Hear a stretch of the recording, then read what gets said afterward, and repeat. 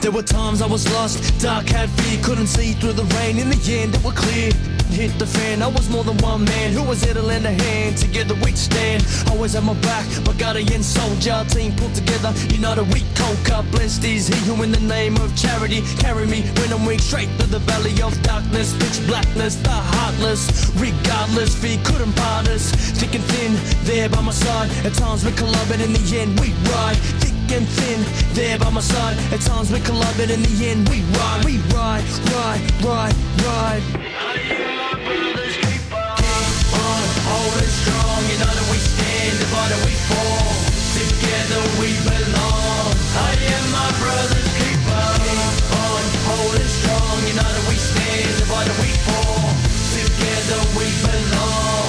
I am my brother's keeper. I am my brother's keeper. I am my brother's keeper. Welcome back, Moto fans. The 2025 Aussie Supercross season has come to a close. Before we get into this show, a big thank you to our partners for this episode, Fastline Suspension and Wolf Building Compliance, who are also the December sponsor of our Motocross and Supercross wall calendars. All right, joining me tonight for this episode, Zane Mackintosh is back in studio and on the line as Minerds from MorethanMoto Oz. So welcome to the show, guys. Thank you. Thank you for having me. No, cheers for having us back again.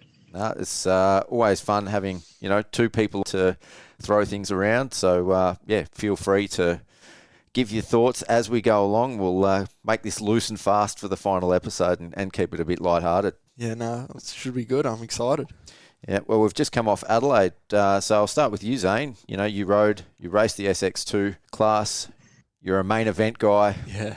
Yeah, tell me your thoughts. Adelaide was unreal. A little bit biased with it being my PB for the year. Super good round for me riding wise, but overall it's always such a sick event. The 3 days paired with the supercars and all the other things that are going on. The track was unreal this year. They had great dirt and everything like that. So I actually think that it was I'd argue it was probably the second best round, or if not the best in some ways. Yeah. What about you, Az? No, Adelaide is great as always. It's obviously my local hometown event, so it's close, it's easy to get to. Obviously, the weather pushed things back a little bit both days, and there was a little bit less riding, which I think actually worked out well in the end, because I think the rain actually really helped bed that track in. So, no, the atmosphere is always good. You got the jets flying overhead, you got cars in the background. It's a pretty awesome weekend all around. And 285,000 fans there at the event. I know. It's incredible. I think there was 100,000 on Sunday alone, and 60-odd thousand stayed around for the AC/DC concert. Yeah, that's insane. I actually think with Adelaide, because there was a bit of talk about this afterwards, there was a lot of comparisons with World Supercross, which we'll get into. But I think for Adelaide, one thing is I haven't watched the telecast, but you've got to be there to really appreciate it. Like the amount of fans, how big the event is, that they've got someone like AC/DC and Lenny Kravitz playing there.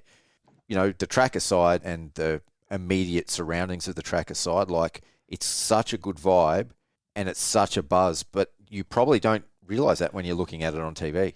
Yeah, no, absolutely. Like from a riding standpoint, it was one of the only tracks where I think it helped as well that the crowd was so close. You could see the crowd while racing. Yeah. Like, you know what I mean? Like you're coming out of turns. Normally, because everyone's so far back in the stands and this and that, you don't really see them. And you can hear them at like some of the big races. The crowd was right there. Like it felt so electric. Like you're walking to your gate, you're high-fiving kids on the way down. Like it's, the pits are packed all weekend. So yeah, no, that was pretty surreal. Yeah, and you would have realised this too, as like because we're standing down on track level, doing the photography and videography stuff. One thing I noticed as was the oohs and ahs coming from the crowd, because it's predominantly a non-Supercross fan base there. Yeah. So you get that sense of they're like, whoa, this is sick. Yeah, 100%. I think I was speaking to you about that over the weekend. Normally you go to an event, and being a South Aussie myself, you know the regular faces in the crowd. And there was a couple of regular faces, but most of the people in the crowd were just general motorsport fans that I'd never really seen before. And you could tell by their reactions, it was just, well, I've never seen anything like this before, or I didn't realize this is what Supercross was. Yeah. And you just get so many random people just walking throughout the day. And then when the races start, as you're saying, it was packed. Yeah. People come from everywhere. And I think if the goal is to bring new eyes to the sport, that's what it's achieving. Like, you've got people that are obviously that way inclined because they're motorsport fans. Yeah. But, I think we spoke about it on the weekend as I'd be interested to know how many kids, end up with bikes under the Christmas tree based on what they've seen there. Yeah. Oh, 100%. There has to be some type of conversion rate because, there is a lot of young kids and teenage kids watching that racing going on and probably going, I wouldn't mind trying that. Yeah, for sure. And in comparison, motocross is a whole lot cheaper than racing supercars for once. Normally we're the expensive sport. That's Yeah. Car racing. And I think motocross is also a lot more accessible. Yeah. There's tracks everywhere. Everyone's got a local track. Getting to a car racing track. Yeah, it's a little bit harder. So for once, motocross is the easier option. So. Yeah. The cheap motorsport. Yeah. Don't speak to Az. He just bought his son a new 250. So he may not be looking at it as the cheapest sport around. No, exactly it. No, I think all three of us know the cost of going racing, and it is cheap in comparison, but it's still not cheap. Yeah. All right. Well, let's break it down a little bit closer. So we already just sort of spoke about the Gold Coast versus Adelaide clash. Now, one thing I tended to think about the clash, I've spoken to a lot of friends that have watched both telecasts on TV, and I'll be the first to say I haven't watched either of them on TV. But they were like, "Oh, Gold Coast was sick, and it had all the top riders, and the track was sick, and the racing was sick." And then we watched Adelaide, and I don't think it's a fair comparison. I think, WSX in the Gold Coast was their AUSX Open version of the event. They had all the wildcards there. It was their biggest track. It was their marquee event, their biggest crowd, their biggest stadium. Yeah. Like Adelaide, that's not what it is for us. No. It was the final event, but it's because it's part of that supercar series. Yeah. That's what makes it unique. So you're not comparing apples with apples. I think if you wanted to compare a WSX event, you'd be comparing that to the AUSX Open. Yeah, correct. Yeah. And I think a better comparison will be this weekend when you look at the SX2 lineup in Sweden and compare it to the SX2 lineup in Adelaide. And apart from maybe the top two in SX2 in Sweden this weekend, I think the SX2 class in Adelaide was probably just as good, if not better. Yeah, well, if you compare Melbourne's 250 lineup, I think the top five, you'd be able to just convert them straight across. Yeah. Other than Ryder Kingsford, I think, you're going to have Shane, Alex, Cole Thompson, you know what I mean? Like Barham, they're all there. So yeah. No, most definitely. So with the rain, it changed the schedule a little bit. On Saturday, we pushed it back to 2 p.m. I felt like we didn't really miss too much because it was just the practice quali. The qualifying positions ended up being the championship standing, so that seemed to work all right. But I'll start with you, Zane. How did you feel about the breaks in the schedule there? Because for the people that aren't aware, we can't have the Supercross bikes on the track while there's supercars on that track. So every time the supercars go out, there's a break in the action. But how is that for you as a rider? Look, the night show on Saturday was very hectic. I did really enjoy the break, like on Friday, because the racing was on and the cars, like I was kind of prioritising what I was eating and making sure I was good for my races, that I didn't really actually get to watch much of the cars on Friday. Saturday, I was full fan mode, walked halfway around the track. You know what I mean? I had 4 hours up my sleeve, so I didn't really have too much to worry about. So it was actually really good for that side of things to go and race what the supercars had to offer. So it doesn't feel like really long days for like little track time? It was. Weather played aside, but yeah, look, by the end, like before the mains had even started, you'd been in for a long day. Like if the schedule were kind of out earlier and you kind of could have adjusted, but we were still up at 7:30 or what? I think I was up at 8 on Saturday getting ready because I was supposed to be on track at 10. Yeah. Then, it got pushed back at 8:30. So if from the get-go, we knew we weren't out till the late day, I think it would have played into our favour. But, yeah. What about for you, Az, like working the event? I kind of enjoy the big breaks. Obviously, normally it's a bit of a rush for us to try and get stuff out in the short 1 hour breaks, or sometimes a bit of a 2 hour break. And if we need to get out photos, the extra time sort of helps. And I think, again, with Adelaide, it's a bit different too, because there's things to do. As I said, we walk around, go have some lunch somewhere, have some food, chill out, talk to people. Enjoy a bit of downtime. Yeah. Yeah, just enjoy a bit of downtime instead of having to quickly pump photos out, grab the camera again, and rush back to the track. So, Yeah. For an overall thing, yeah, I quite enjoy the Adelaide round. It does feel a little bit more laid back. Yeah.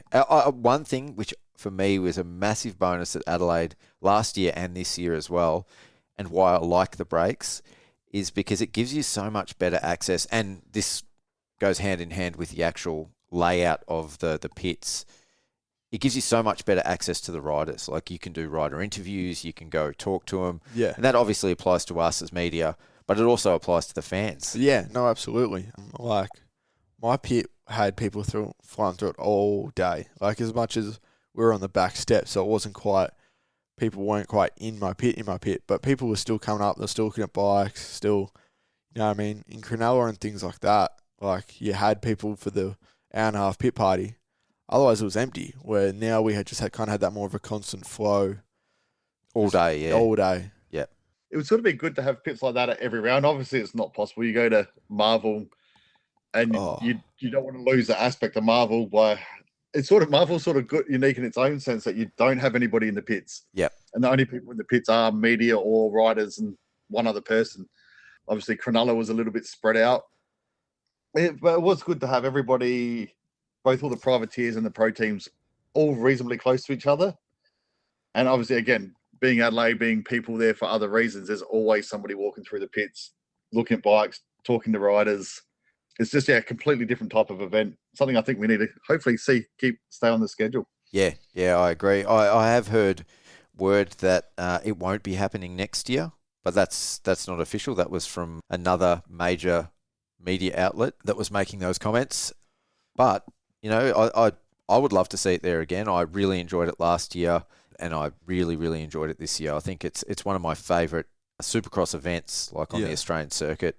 Now, one thing I will say, I loved the track last year, but I'm not a rider. But this year, I reckon what they did was as good a track as you could possibly build with the footprint they had. I thought the racing this year and the track itself was unreal.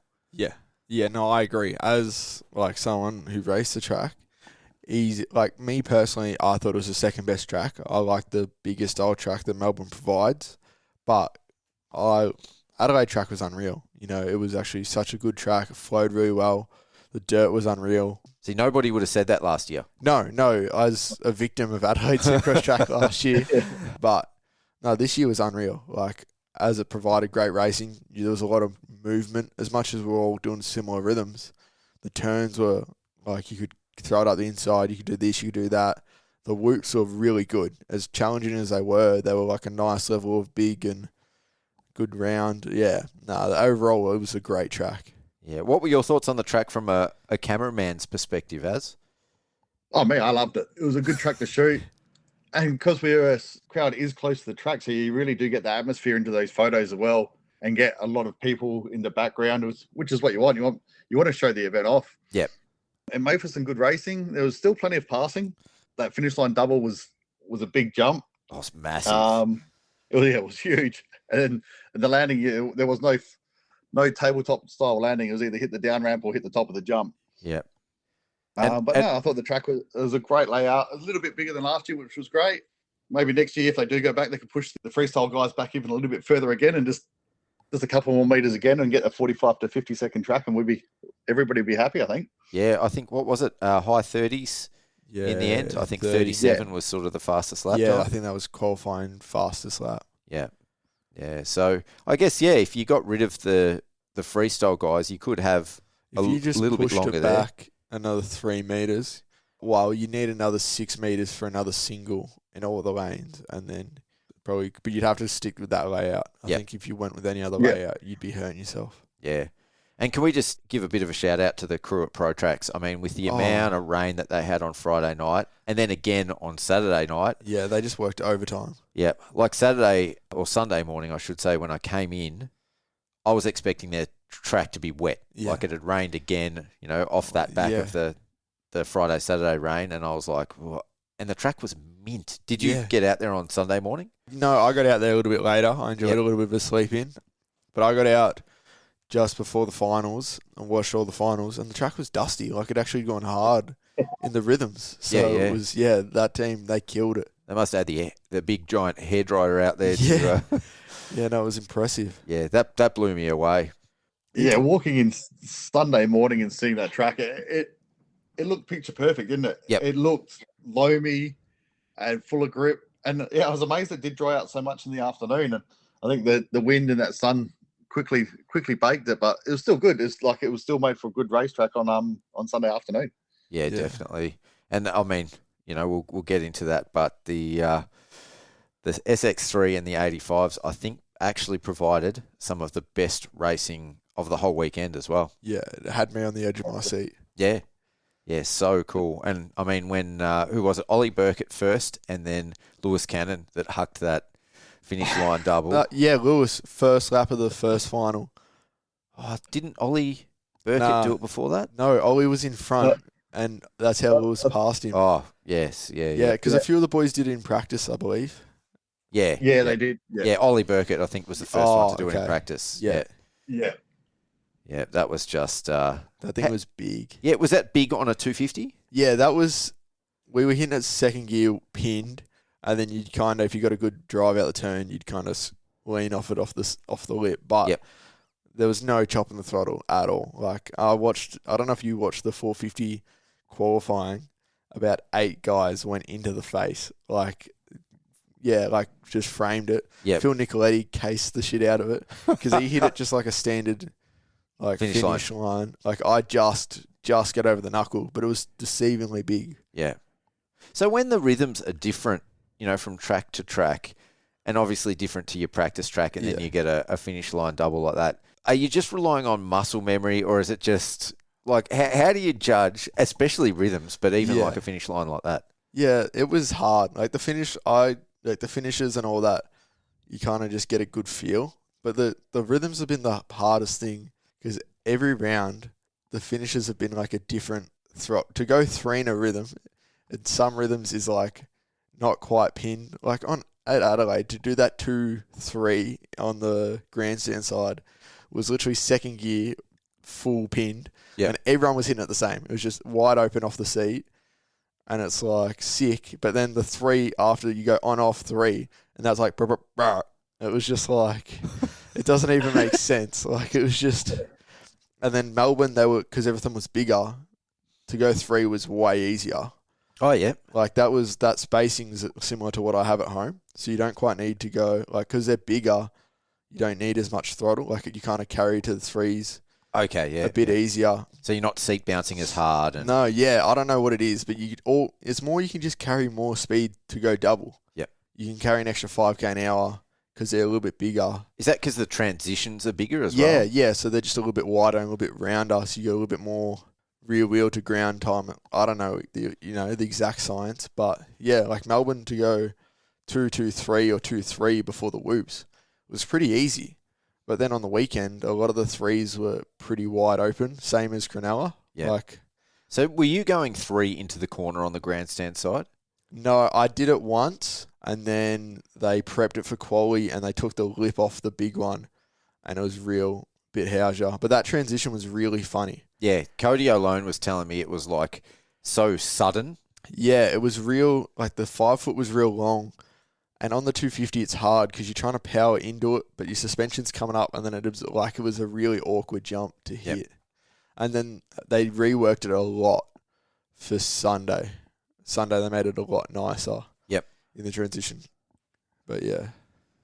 All right, I'll ask this question of both of you, but I'll start with you as favourite track of the series this year and why? It's hard to go past Marvel because it is that bit bigger. The combinations, there was probably a bit more variety in the combinations overall of what riders could do. And then I think you combine that with having a couple of the best riders in the world there who can really unleash on it. It's hard to go past Marvel. Yep. But in saying that, I was only at Cronulla and Adelaide. Both those tracks were pretty impressive as well, though. It wasn't like there was a bad track. It was just Marvel obviously stands out for certain reasons. What about you, Zano? I say Melbourne's scaling is perfect, but Adelaide was the best overall track. Yep. like the soil and things like that, where Melbourne was a bit baked, the whoops were a bit housier, and it didn't flow bad, but it was a bit tight in that section after the finish, like going back on itself, where Adelaide flowed so well. So I think Adelaide will actually have to take the cake. Yeah. Yeah, I reckon I'm probably leaning towards Adelaide. I mean, and that's a big statement because anyone that I've spoken to will know how much I love Marvel. Yeah. And I love working at Marvel, being down on the Yeah. ground and hearing the crowd, and just it's such a massive event. But for me, like the hard bit at Marvel, and Az can attest to this as well, like everything for us media guys is so far apart. And the elevator that goes from the media centre, which is on level 3, down to the track and vice versa, like it's really slow. You've got to get off the track. You've got to run probably 250 metres through the basement, the ring around the venue, get in the lift, go up, run another 250 metres to the media centre. You end up covering so much distance, and there's so much time to get, from place to place, and so little downtime. Yeah. It was this year I felt it was more hectic than ever for me. Like I missed the opening ceremony because I was stuck in the lift, which completely bummed me out because that's obviously, Yeah, it's some of the best parts. Yep. So the laid-back atmosphere, the crowd, and the accessibility to riders, to chat, to do interviews, to do media, the access that we had as photographers to the track as well in Adelaide. I reckon for me this year, Adelaide takes the cake as well. Yeah. No, it was unreal. Yeah. Would you agree with that, Az? I know you said Marvel, but as an overall event in terms of getting around, Adelaide certainly much easier. Though we don't have a media box at all in Adelaide, so working normally out of a deck chair of a friend. Luckily, it's Adelaide, so I've got plenty of people there. Yes, I can pull some power off or do what I need to. But it'd just be good to see AUSX Adelaide combined. I don't think it would ever be possible. And I don't think you want too many AUSX type rounds where you bring in extra riders in just for one-off rounds. How are you going to combine them? They're like about 800 kilometres apart. Yeah. No, I mean in terms of having bringing your Jet and Hunter over for an Adelaide round. Oh, as in making. I know what you're saying there. So you like you had the big race. Yeah. You'd need a bigger footprint and a bigger track. But I think that's and a bigger crowd. Yeah. I think though Adelaide was really good for the promoters to realise, as awesome as it is to be in these stadiums, the stadiums aren't make or break. Like if you could get a good crowd, like at the Adelaide Showground, or if we were just in a little bit smaller field, but you had the footprint you needed, you put up a couple of grandstands. I'm not saying that I don't want to be in stadiums at all, but the vibe, everything and all that was still unreal. You know what I mean? And the accessibility, like the smallest stadiums still provide great things. Oh yeah. Like, you know what I mean? I don't think the gap is as big. Like I agree. I love the Adelaide Entertainment Centre. The atmosphere in there in 23 was just electric. Yeah. I think they had 6,500 people, which in the grand scheme of things is bugger all. Like we had double that at every event this year. Yeah. But I think the risk there is you could end up with a Buenos Aires World Supercross type event where it just misses the mark. Like the grandstands are small.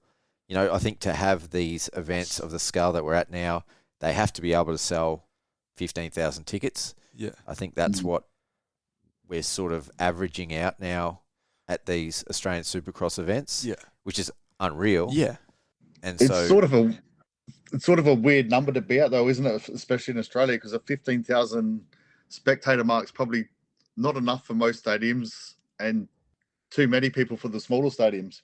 Well, I think the stadium that they used to do AUSX at in Sydney. Yeah, that's 10. Yeah. Oh no, I think 16. 16. Okay. Yep. I'm pretty sure Rod Laver does 15 or 16. Yeah, Rod Laver's or something like that. Yeah. I guess the only downside with going to those is you're going back to all the tracks than we had in Adelaide on the weekend. Saying that, Sydney is tight, but it is that's an alright because of the tunnel. Yeah. You get that extra lane. Like I got to race on an 85 and it's a bit different because it's a small bike. But I remember that being not too bad. But yeah. What about someone told me actually that the best stadium in Melbourne would be Amy Stadium. Have you been there? Yeah. For the that's where they play the NRL and all Yeah. that. So this is exactly same size field as we have for Cronulla and Redcliffe. Yep. Just it holds 45,000 people or 50,000 people, something like that. I don't think it's that big. No, I thought it was like that. I thought it was no. No, I think that's why it'd be cheaper than Marvel. So Yeah. Amy Park holds 30,050 people. So maybe that would be a good compromise if it's available Yeah. than Marvel. And I mean, for that type of event, you could probably have a sellout. Not have Yeah. that Well, sparsity. if you build up the crowds, sell out, do the 2 nights again. You know what I mean? You're already there. Make that a double header potentially. Well, that I think was the downfall of the Adelaide round, being the final round, being the furthest distance from the East Coast. Yeah. I think that impact on rider numbers Yes. was the downside of the Adelaide round, and I don't feel that would have happened if Adelaide wasn't the final round. Yeah. But therein lies the conundrum, because I didn't like the AUSX Open being the final round of the championship, because it completely robbed the prestige of the championship finale, Yeah.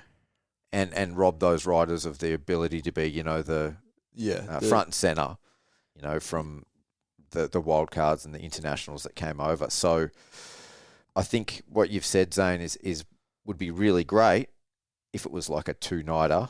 Yeah. And you had maybe the Australian Championship on the first night, Yeah.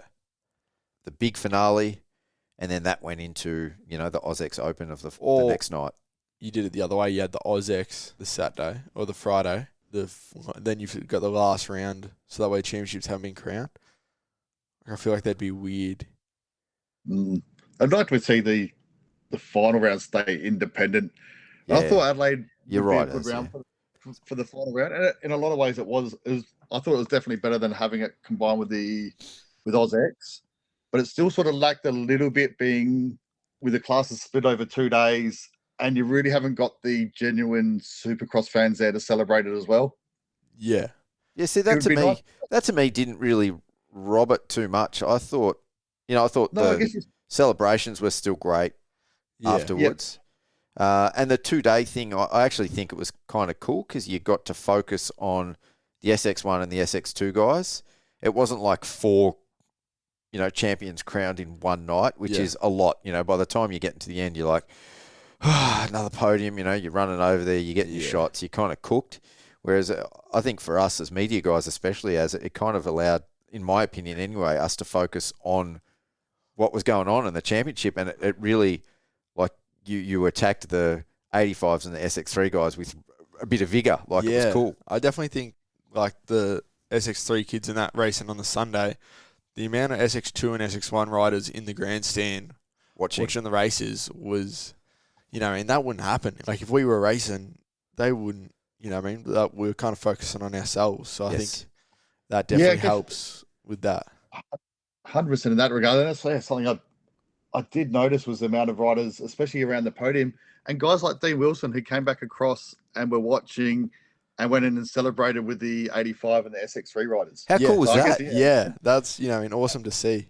Yeah, it's unreal. It was like one of the best guys in the world, a guy who most of his kids have probably looked up to all their lives, and he's on the podium celebrating and congratulating them all. That was a nice touch. Yeah. Massive credit to him. He's a superstar. He's now a 2-time Australian Supercross champion, 23, 25, and he's coming back the following day to just watch the sport and enjoy the sport. That's pretty cool. Yeah, no, it is. And I think that does a big thing for the sport growing as well. Yeah. Little things like that. So, I'm excited. But imagine you go back to when you were racing 85cc, like, imagine being on the podium and the equivalent of Dean Wilson's there. Yeah. You'd be pretty pumped. Yeah, well, even I was racing an 85 at AUSX in Sydney, and Dean Wilson was there. That was when he came over on the Husky. So, you know what I mean? This guy's been coming to Australia for 7 years now. You know what I mean? So, it was quite surreal. No, that's sick as. All right, before we move on to the results, do you have anything about the round at Adelaide that you wanted to talk about? No, not really. I just thought overall it was another fun weekend in Adelaide, and hopefully we get to do it again. It was cool just to sort of hang out, relax, watch some riding, take some photos nice and casually, and have some time to do the work we needed to. So, it's still one of my favourite events of the year. We've seen a lot of different motorcycle events at the Adelaide Supercars race, but Supercross is definitely my favourite event to have there. Yeah, and in terms of a media centre, I mean, we can go use the Supercars one, which is above the pits there. We can go across there, but it's quite a distance. So yeah, and there's not a great deal of room left in there by the time we get up there. No, and I've never found myself wishing for this before, but even like a Pro-Mex style media tent, I was actually, one of them wouldn't go astray at Adelaide, I think. No, I think after last year, knowing what we're coming into, I was pretty well prepared for it, so it wasn't too bad. Yep. And we had plenty of time. And I think Josh Reynolds has come up with the best idea of just walking outside the gates, head into one of the pubs and sit down and do a bit of work in there. Works out quite well as well. Yeah, he's pretty good at that. He does a lot of work from the cafes usually, so he's got his technique down pat, I think. Perfect. Yeah. All right, we'll start with the big boys, SX1. So obviously Dino wrapped up the championship, did it in pretty epic style. Yeah, pretty dominating fashion. Yep. He didn't drop a race all year. No, apart from Melbourne, but... Yeah, well... Yeah. You can't really... He was the best of the Australian Championship contenders. 2-3? Yeah, for third overall, though. Yeah, because Jet went 1-1-0. Yes. Yeah. Yeah, but 2-3 for second, so yeah. It was no worse than second for a round. Yep. Yeah. It's pretty impressive. I mean, I've said it all year long, but I feel like this is probably the best Dino that we've seen since, I would even say since the 250 days. Yeah, I think, Dino's looking so good. Like, the way he rode the bike, like, the gap, I thought from the start, I'm like, nah, Cloudy and all that, they're going to get closer to him as the year goes. Yep. And if they get a start, they'd get the win. Yeah, no, the gap got bigger. Like, it was almost like Cloudy, I don't know. It looked like that Dino just knew he had it in the bag. He's like... Yeah, that's how he rode. Didn't look phased. He was in, 5th place on lap 1 of the first main, and he's like, Luke Clout's gone. Yep. Just wasn't stressed. He's like, I'll get there. Like, yeah, no, it was crazy. Yeah. And I think Luke Clout or Jet was the fastest at every round, like in qualifying. Yeah. So lap times, yeah. Yeah, didn't matter. No, it was the perfect season, really, for him. Absolutely. Yeah, no, it was faultless. I think Cloudy got him on one qualifying session at Cronulla. I think he just pipped him. But apart from that, even watching him come through at Adelaide, that track was set up so you could make passes, and Dean proved it. He come through the pack. Yep. He'd set up the passes, get to the whoops, and then make his move. I think Luke got a little bit unlucky on that last lap. Just the way he came out of the corner, there was 2 lappers in that lane, and it's just what it is. He just happened to pop out, and I think Wilson may have got him anyway because he was that much quicker through the whoops. Yeah, but he was pretty well all year. I don't tend to agree so much that was luck. I was watching that pretty closely, and I felt like that was the difference. That epitomised the difference between those two. Is I felt like Cloudy was racing by the seat of his pants, and like you said, Zane, Dino he had that set up, and Cody alone was going through the whoops, went to the outside. Dino saw it, went wide, cut up the inside of the whoops, saw it coming. Yeah. Cloudy came in on rails, railed the outside, and ran pretty much, straight not in. Physically, but got stuck behind the back of Cody. Ooh. Every turn, Clout's coming up as far inside as he can, defend the inside, then coming out wide. Yep. Dean was just coming in wide cutting down, just running completely different lines, but just so, Dean was just unfazed. Yeah, just he knew like he was throwing to that outside, cutting down, and and he spotted, same like you said, he was just like, yep, gone. Yeah. Aaron Tanti, final round. P2. Yep. I think 5th in the first race. Yeah, 2nd in the last one for 2nd overall. Kind of what we were expecting all year long. Yeah. But what did you think of Tanti at the final round? Was that the anomaly, or was that what it should have been all year long? No, that was what it should have been all along. That was, I think that last race was really necessary for him to just even remind himself and the teams, okay, yes, like I am up here, because it was starting to get a bit worrying. Like it just seemed weekend after weekend that he was just stuff was going wrong. He was either crashing or bad starts, and he was only getting as high as 5th. So I think it was good to see him get a good start, run up front, and look comfy. And yes, Dean got around him easy, but he looked good in 2nd. Like, you know what I mean? Good way to finish going into next year's Prime X. Absolutely. With the same team. Yeah. On the same bike. Bit of confidence, healthy again. So. No, definitely. Yeah, I think that had a lot to do with it. I think if he comes in healthier and comes in off the back of a full motocross season, he's probably up there week in, week out, and probably battling with Dean. Yeah. But it seems like it took him a while, and as you expect, coming off an injury like he had, it took him a while to completely get going, because there was glimpses throughout the season where he had some pace, and unfortunately, he found himself on the ground a bit too much as well. So, and Daka said that's what as a team they've got to figure out. Yeah, that's the make or break for Aaron Tanti. He's got everything there, just got to put it together. But he keeps hitting the ground. Yeah, and he goes.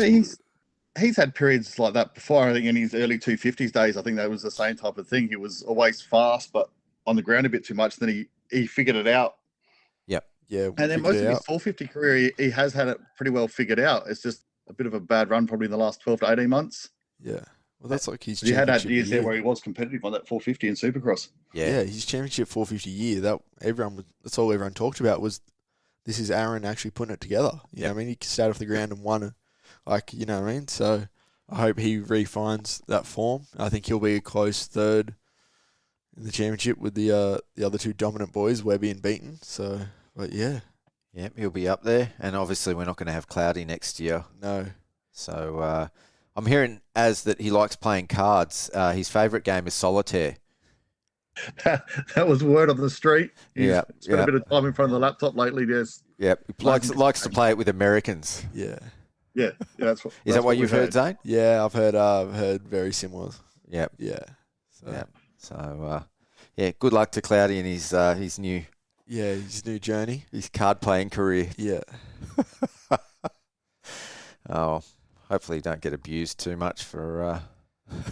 Nah, I think the rumours have been working pretty hard in the moto world. So there's a little bit of that going on at the moment. So a few. Is that time of the year? Yeah, playing musical chairs. It's always good fun listening around, hearing. Yeah. Well, speaking of musical chairs, so 4th at Adelaide, Dylan Walsh on the KTM, great result for him. Going to 250. Yeah, 250 class next year for the same team. Yeah. And hanging around for Prime X. Yeah. No, good on him. He rode really well on the weekend. Looked competitive. It was good. I think he liked that tighter style of track a little bit. I think it was a little bit simpler track. Like there wasn't really long rhythms or anything really super technical. So I think it kind of just allowed him to race forward, which is good. But he looked good. Very curious to see where he stacks up on a 250 in outdoors. But he is a 250 guy. Yeah, well, that's what everyone was like. Oh, I can't believe he's going to a 250. He's been 250 Supercross in the States like the last 4 years. So yeah, it was actually a bit of more of a surprise seeing him on a 450 over here. Yeah, and it was his first time. He said racing a 450. So I'm excited. Well, I think he's really going to throw it into the mix in the 250s next year. Is he a chance for a championship? He has to be a chance. I think. Yeah. I think he'll be a 4th to 7th guy championship wise. I'd rate him a bit higher than that, I reckon. You reckon? Yeah. I see him getting on the box at a couple of rounds, but I don't see him. I mean, that class is pretty stacked, isn't it? The SX2 class, and I don't see too many actually moving out of that class at the moment. I go Kingsford, Larwood, Dennis. I feel like it's going to be a safe 3. Yeah, well, Connolly's going to the States. Yeah, Connolly's going state bound. I think those 3. I think Kingsford's your number 1 guy. I think we all know how fast Alex and Byron are on their day. Assuming Kingsford stays in Australia, there's a few rumours that... I don't think he's going to go. I don't think so I think either. he wants to win.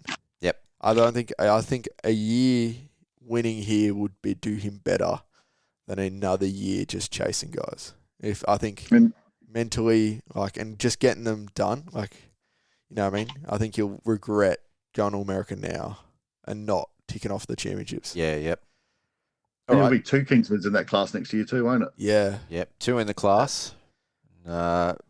Rumours that there may be a change of colour for the older Kingsford as well. So, Yeah, lots to see. yeah, lots of interesting things happening. Lots of checks to be written. Yeah, yeah, a bit of a war. So, Yeah, a bit of a bidding war. See who wants. well, he's in the perfect position now. Yeah. I mean, with the absence of Connolly next year, which is pretty much confirmed, Yeah. he is the guy in the hot seat. He's Yeah. the guy that everyone is going to want. And he comes off a 250. Supercross. Yeah, I think if Alex won the Supercross championship, I don't think Yariv stressed as much about trying to get Ryder.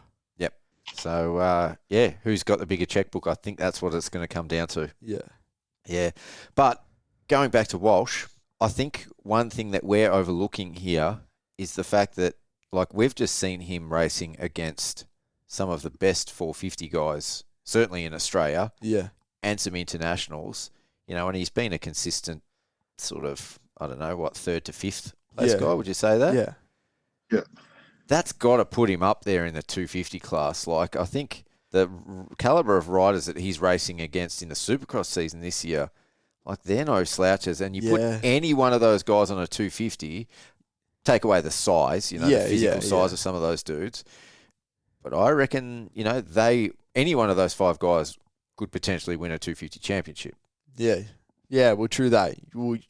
Clout goes 250 and nearly wins Paris Supercross on the 250. Exactly. So, no, you do raise a good point there. It's going to be interesting. Very cool. My guy, I'm going to claim him because I just love watching him all year. Yeah. He's Ryan Dungey'd his way to a P3 in the champ. P3 in a championship. I mean, there was tears at Redcliffe when he came, third for the round. Yeah. That was sort of a dream comeback for him. That was the peak goal. And all year, I know you interviewed him as well, as he was he poo-pooed the idea that he was going to end up on the championship podium. Yeah. And then Yeah. he's done it. By a decent gap as well. Yeah. Yeah, well, and let's just look at this. So he was 4 points out of second place. Behind Cedric. Sorry, at Adelaide. So Yeah. 4 points out of second place. So he was 5th on the podium. Oh, okay, yeah, I see Yeah. what you're saying. Just there. So, would have, yes, it was a 5th. But he's only just missed out on coming second. Yeah. He's up there with these guys. No, absolutely. Yeah. Yeah, so it wasn't just it wasn't One. all consistency Yeah, there was a lot of speed there. Is it safe to say he has to be a lock for a factory ride next year? I don't know. No, because you just about think, depending on the money side of things, he might just about, if he could get the support, he might be in a better position to do what he's done again this year, and maybe attract some some sponsors just for himself. Yeah, some better sponsors. Run a privateer program that maybe run a Dylan Wills type program. Yeah. So I spoke to him about this. I asked him this exact question. And for him, I think he said, or his words were, it would have to be the right deal. Where he's at, especially because his ankle was the catastrophic injury as well. He said wherever he goes, if he was to go to a factory team, it would have to be for the right dollar amount. They would have to let him wear the boots that he wants. Yeah. There was all these requirements, the helmet that he wants and the bike setup that he wants. Yeah, he's comfort on the bike with his family as well. He won't want to go spend a few weeks in Queensland. Yep. So, yeah, you do raise a good point there. So, well, it wasn't my point, though, were his points. Yeah. But yeah, it's, I think, like we just said with the Kingsfords, I think if someone's going to want Melross for next year, they better be ready to open up the checkbook. Yeah. But I think it would be a good investment. Yeah. So, Yeah. Well, he wins it if you go off an Australian. If you don't bring in imports. that's crazy. You just blew my mind, Zane. I hadn't even thought of it in that regard. What I mean?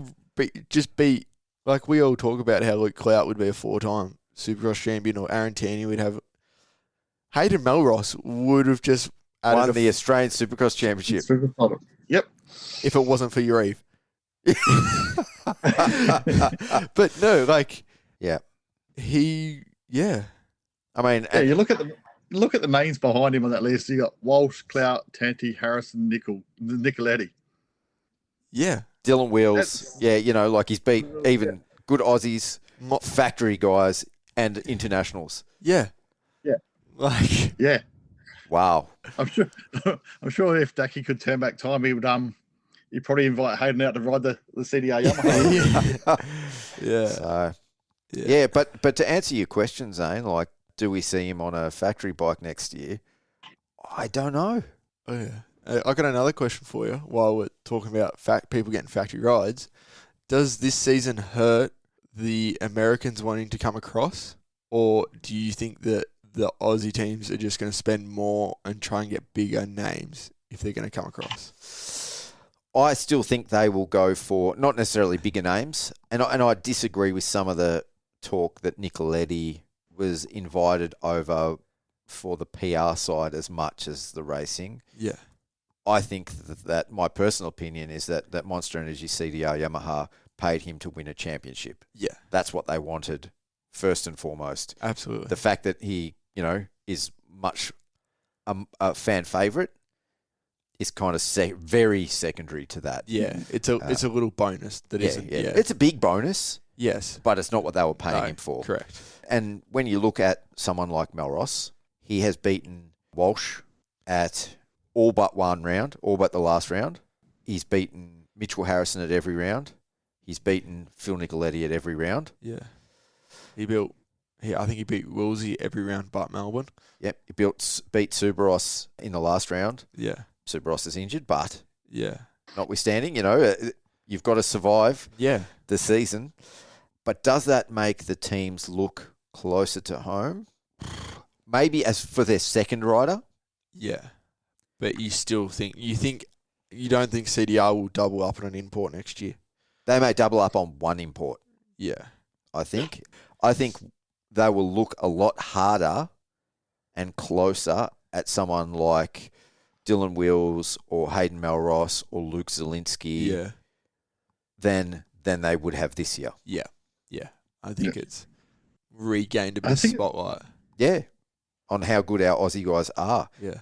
And I think it's hard to find those American riders who are going to be better than our local riders who can commit to our whole season. You eventually need to find a rider who's either about to retire or is Up and pretty well coming. just retired. You're pretty much hoping a Tomac or a Webb want to come over and race for a year or two after they've finished in America. Yeah. I think if you look any further down the list, trying to get those guys that are doing the full American Championship, Yeah. they're too committed to their teams. Their teams probably aren't going to release them to come and race the Australian Championship. Anybody who's good enough to come out here and win anyway. And that goes back as to something that I said on a previous Between the Rounds podcast.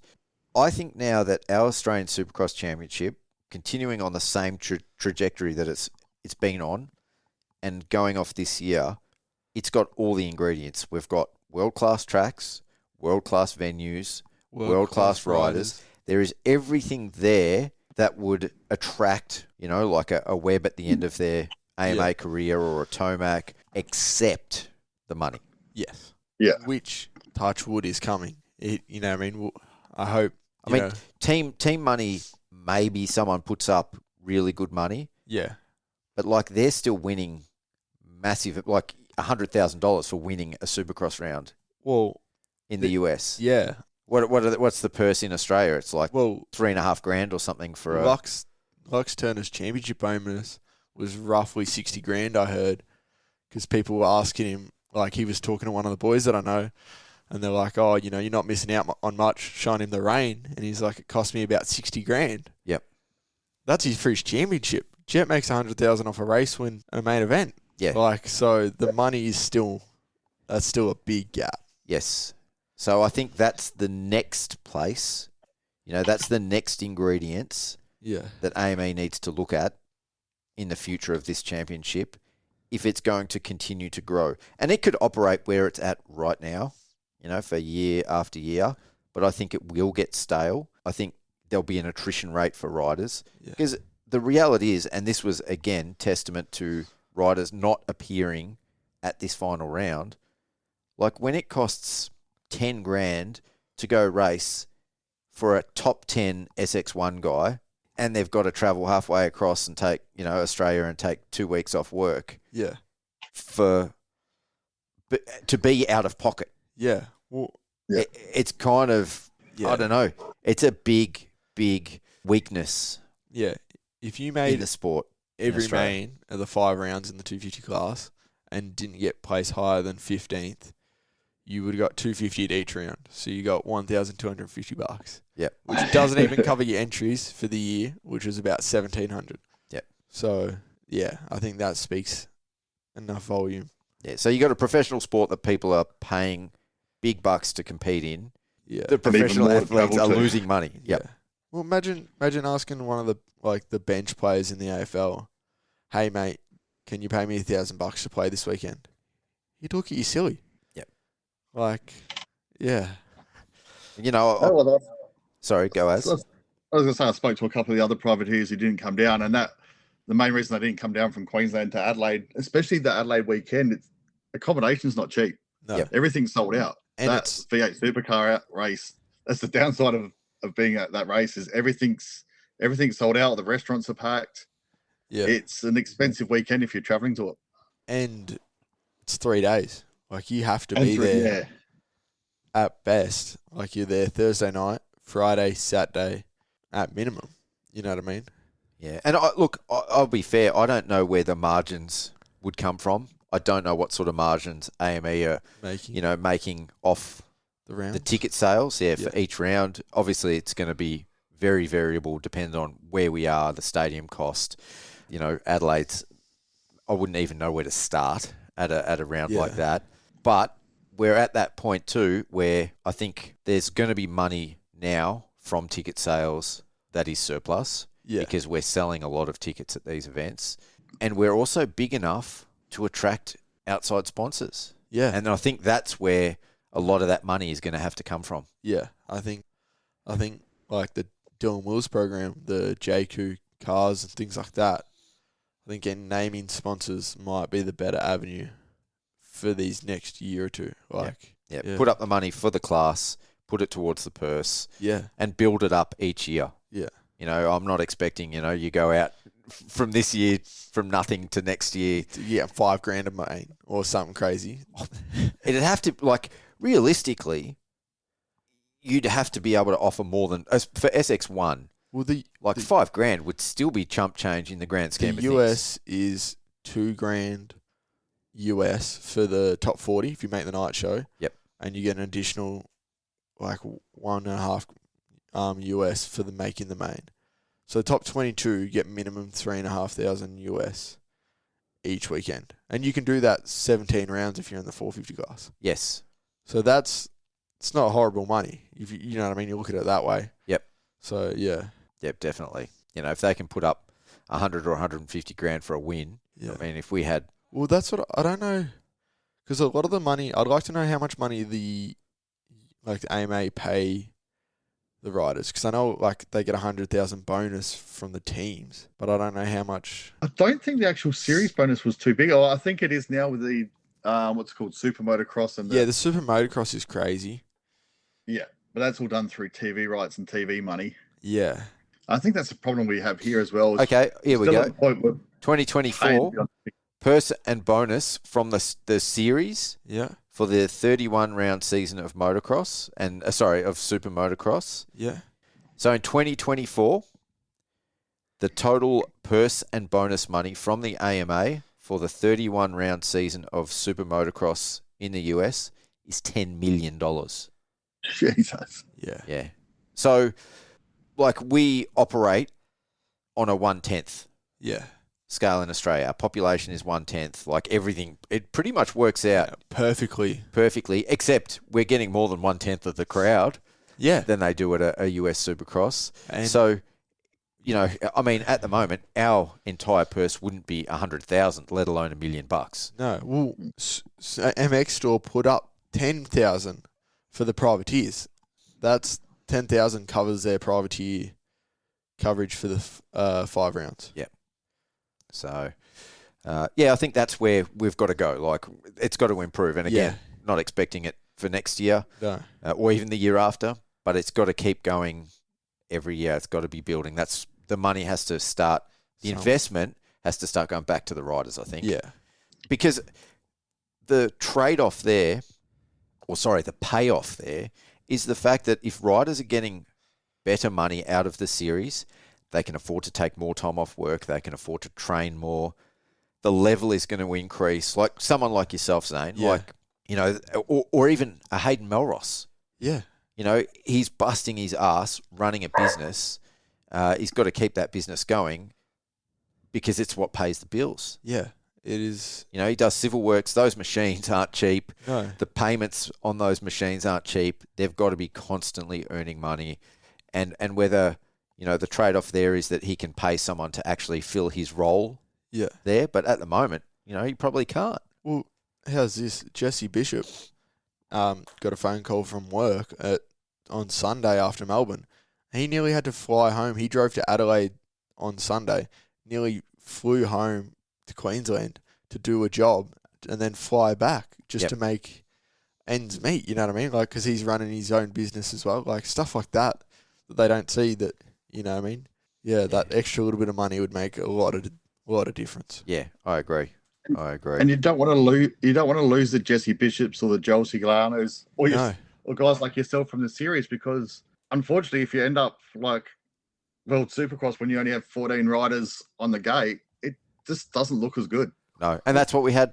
In especially in the SX2 class, that's what we had in. Yeah, there was Adelaide. 14 of us. Unfortunately, there was I think an injury or two, which affected that. But yeah, that like if I didn't decide to come across and someone else didn't come across, all of a sudden you've only got 10 guys and 9 of them factory. What does it say about the series? Yeah, you know what I mean. Yeah. Yeah. So and again, this isn't to take away from anything that's been done this year. No. And I'm not blowing smoke. I honestly think this was, the best series we've seen in a long time. Unreal. Yeah, I don't, I said this in conversation. I can't really pick a fault, like a big fault. No. With this year's series. Yeah. You've got your little things that you go, oh yeah, this should, this would be better this way, or this would be better that way. But from where we're at, where we've come from in the last couple of years, the number of rounds, the quality of the rounds, the quality of the tracks, the quality of the telecasts, the events as a whole, with everything that they got going on, it was amazing. Sick. Yep. Unreal. Yep. So that's what I want to see keep happening. Yeah. And I think, again, for the sport to keep growing, that's where the next stage of development is going to be in purse money for riders. Absolutely. And all the benefits that come from that. Yeah. Yeah, 100%. Yeah, as you said, the series, you can't fault the series for just about anything at the moment in terms of on-track action, the tracks, the locations, the venues. It was a great season all round. It was just like pretty much the perfect Supercross season you'd hope for in Australia. Yep. And it looks like it'll get better again next year. So definitely tracking on the right track. Just to digress a little bit, because you just sort of raised an interesting point, and it's something that's been spoken about for the last couple of weeks. So Adam Bailey has made a few comments about next year's series and the potential of either having a round in Far North Queensland, West Australia, or New Zealand. Yeah, I've seen this. Yeah. So and so there being 6 rounds in 6 different places. Yeah. Or even 5 rounds in 5 different places and getting rid of the double header. Yeah. Thoughts? Zane, start with you. Look, I'm excited to go racing more. I don't like the New Zealand idea. I love the New Zealand idea. Yeah, I like the New Zealand idea on paper. I think as a privateer, the money that the way I look at it is either that's a round I miss, or that's a round where AME are putting, Aussie Supercross are putting money in to get me over there that could have just been put into better places. Because either, like I know when they went over there in 2019 or whatever, for them to take your bike, you had to give them a bike which you wouldn't see for 4 weeks. It's a 2-week travel there, 2-week travel back. So if you are only a 1 Supercross bike guy, you can't do it for one. So now you have to have 2 bikes. If you do give them your practice bike, And my race bike, like, you know what I mean? I don't like it logistically. It looks so good on paper. I don't like the idea. Perth and Far North Queensland, I'm happy for. You know what I mean? We went to Mackay. There's talk of us going to Bunbury or something like that for WA, for pro motocross. It didn't end up happening. But something like that, I can get around. Would you expect for one of those rounds, because the distances are phenomenal, like we get 10% of US listeners on this show, and just to put it in perspective, like for those that sort of have a rough idea of the layout of Australia, you know, from Melbourne to Brisbane seems like a far way. Brisbane being obviously in Queensland. But about 22-hour drive. Yep, but the distance from Brisbane to Cairns is further than from Melbourne to Brisbane. Yeah, which is crazy. So when you say Far North Queensland, it's double the distance. Yeah. I think it's 48 hours. Yeah. So would you expect, or would they have to, you know, as a privateer in your position, to provide assistance to get, say they transport your bike, would that be a deal maker for you? If Oz Supercross put up a thing and they said, hey, everyone, $500 or just say $800, we're sending up a semi. You are allowed one bike and all your gear. Yes, or like, you know what I mean? Within basic things, they go, hey, look, we have 40. So you pay for it, but yep. I don't know where you'd put the price, but if they said $700, you could make that happen. I'm not asking for them to send it for free, or, you know, if they, I don't know if they had the money, but even if they went $400, yep, you know, and we spend $600 on getting a Queensland and back. So just logistical support. Yeah, just a little bit of, you know what I mean? Because then if you can fly, like, you know what I mean? That'd make a big difference, because then all of a sudden Dad can work the extra few days. You can get back and work the extra few, like... Yeah. You know what I mean? I think that is the only big issue. Or if they went to, I reckon whatever way they go, that'd be 2 weekends in a row, and they'd go off a Queensland round, or they'd go off an Adelaide round if they went to WA. Yes. Which then, if you're driving from Queensland, that's now a 2-week round trip. Yeah. You know what I mean? So that's big. Yeah. But we do it for pro motocross every year. No one batters an eyelid. So... What about you as a media guy, Az? I guess for us guys, it doesn't really make too much difference. Getting a flight to New Zealand or a flight to Far North Queensland, cost-wise, is probably not going to be too much different. I went when they went to New Zealand last time. I went and covered the race, and it wasn't too bad price-wise. It wasn't much more than it would cost me to do any other Australian round to get there and back. And I think I was in New Zealand for less than 48 hours. It was a pretty quick trip. I just felt like to see it stay in Australia. I'd rather probably go to Far North Queensland or WA and I think you'd get good crowds no matter which way you went and stayed in Australia. The only thing I could think of in New Zealand, which could maybe work for a year, is do you move the AUSX Open to New Zealand for 1 year, bring back some of the New Zealand riders, and probably still get a bigger crowd without having to bring as many high-end international riders over. All right, so if you did that, what would be the benefit to having it as a round of the Australian Supercross Championship, though? And that'd be the downside, because you're going to miss out on your privateers. You're probably only going to end up with your factory riders over there. Keep it as an invitational. It wouldn't. That. Yeah, it'd be more like an invitational round than anything else. So I couldn't see it really working on in New Zealand just at this point. Maybe in a few years down the track, maybe if there's more money involved and you can find a way to get all the privateers or the majority of the privateers over there, if you're the top 20 in points going into the round. But yeah, I wouldn't mind seeing a round back in either WA or Far North Queensland. Yeah, I tend to agree with you, Az, and I think you've talked me around, Zane, about the New Zealand idea, because I thought, you know, I've been to New Zealand, I love the place, I love the people, and I thought that would be cool. But yeah, I think you both raised some really valid points.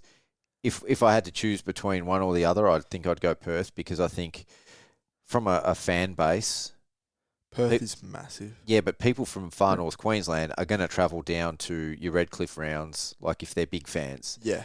You know, to fly down, it's a city centre, it's easy to get to for them, and it's easy to fly back. And for the riders, like we've already said, it's a massive distance to get up there. If you're going to go anywhere, I'd prefer to go west. Yeah. Because Perth is completely overlooked. I just had a look at the distances. So you're talking about 3,300 kilometres from Melbourne to Perth versus 2,800 kilometres. So it's 500 kilometres more Yeah. in the grand scheme of things. Yeah, an extra 5 hours in the car won't hurt. Yeah. Each way. Yeah, each way. But, you're talking about a completely unserviced fan base as well. And local rider And network. The motorbike scene is massive in WA. Yeah. You think the World Supercross out in Perth last year was massive crowds. You think of all the riders that we have that'll make the trip over to East. I don't think they'd have to worry about trying to draw a big crowd if they went Or to west. get riders on the gate. Yeah, There would be local riders there, I reckon, Well, that I would feel train Supercross just to do that one round. 100%. Get Webby back on the gate. You know what I mean? Like get him in for the one round. So Yeah. yeah, The homecoming. Yeah, you know what I mean. And Hopefully, would it work the week after Adelaide as well? Just come to Adelaide, you have the big supercar race, then head out to WA for a big finale. No, I think you would lose the privateers. you reckon? I feel like going that way is better than having it as a one-off. But I think you would lose a lot of the privateers from Queensland and New South. I think. You couldn't finish in Perth. You'd have to have No. one of the early rounds. Yep. Yeah. If I was going to do it I'd go the other way. Start in Go Perth Perth. while everyone's pumped up Yeah. Yep. and no one's injured, Yeah. Honestly, that's start in Perth. and finish in Queensland. Yeah. Yeah. Ideally, that'd be perfect. But if you wanted to tie Perth with Adelaide, I think if Adelaide was to stay at the supercars, that's always going to be on that around that date now. I think, which will be pushing towards the end of the season. But like I said, there's talk that that's not going to happen again for whatever reason. Yeah. Yeah. Yeah. I wonder if so- they come to Adelaide at all. Then Yeah. I think you You'd have to. Adelaide's Have to. sick. Like the people are sick. Oh. They love the crowd. Yeah, they love the sport. Yeah. I'm from Adelaide. I totally agree. But I'm worried that maybe we don't draw enough of a crowd in Adelaide.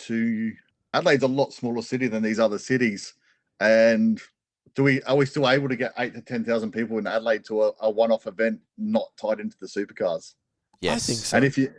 And if you were looking at those numbers, where do we go in Adelaide to do that?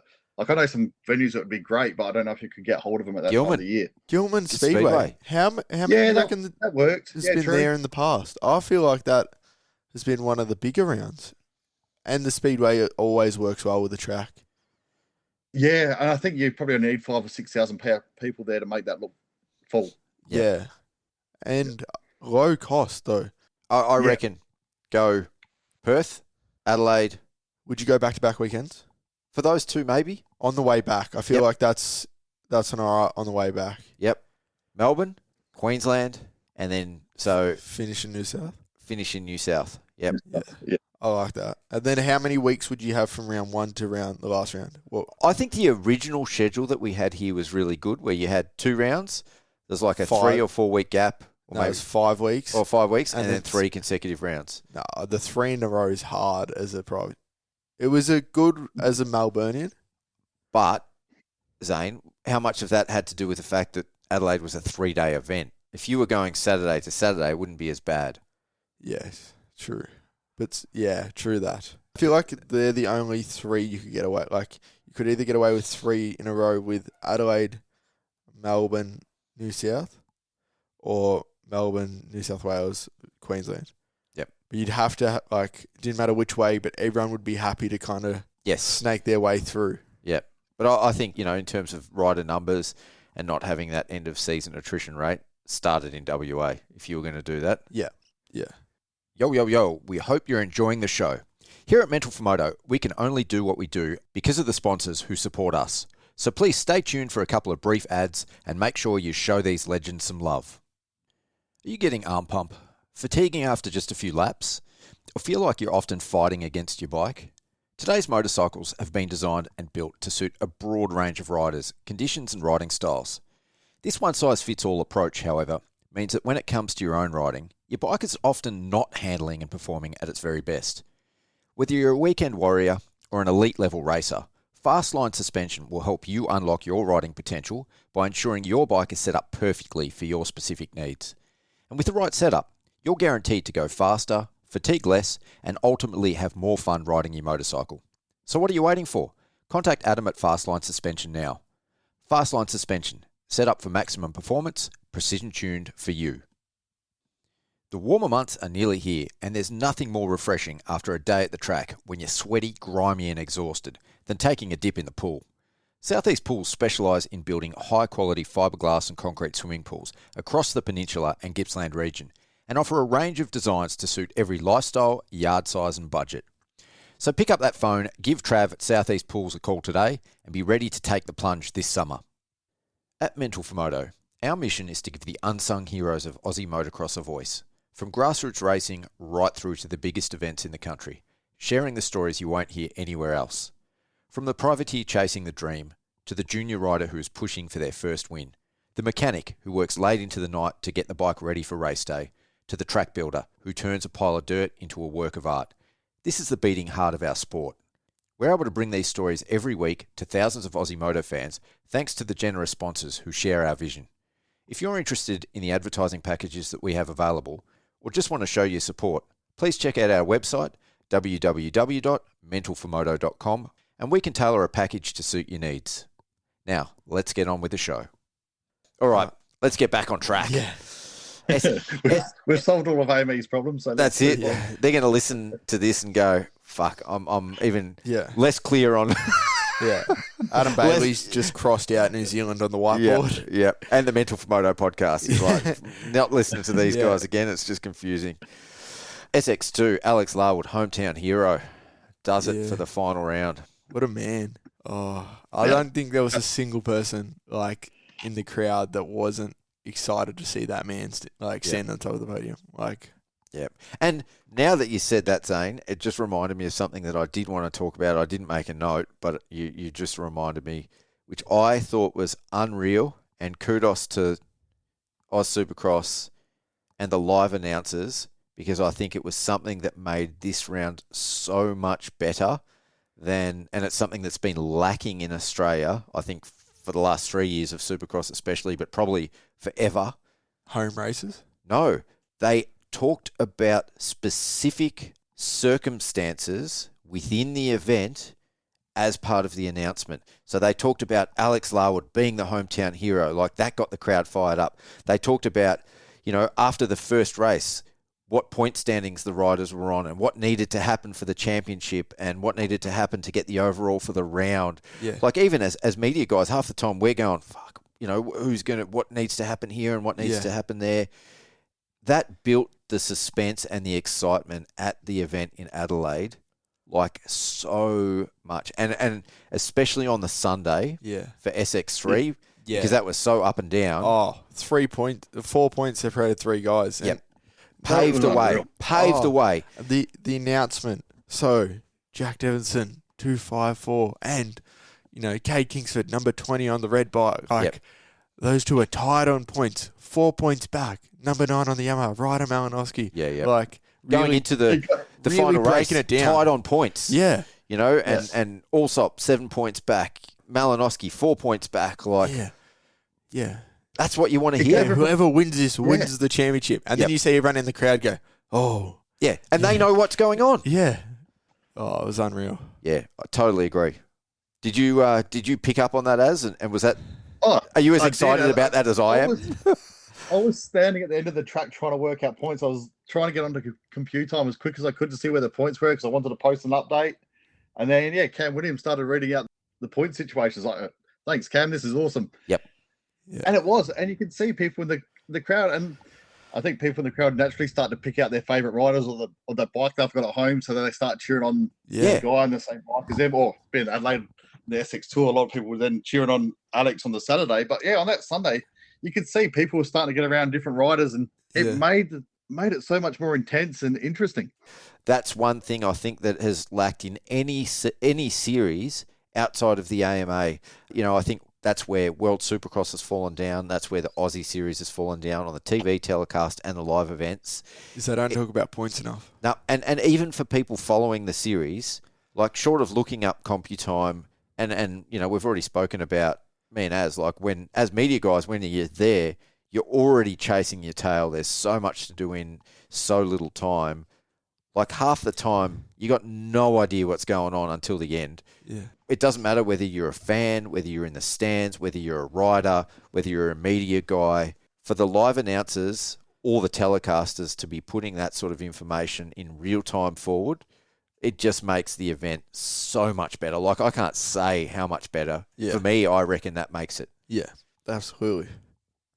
I think we're pretty lucky too that a lot of the championships, apart from maybe the SX1, did really come down to those last races as well. Yes, yep. Yeah. Somehow even the 85 races ended up coming down to the last race, which should probably never have happened, but it happened. Yeah.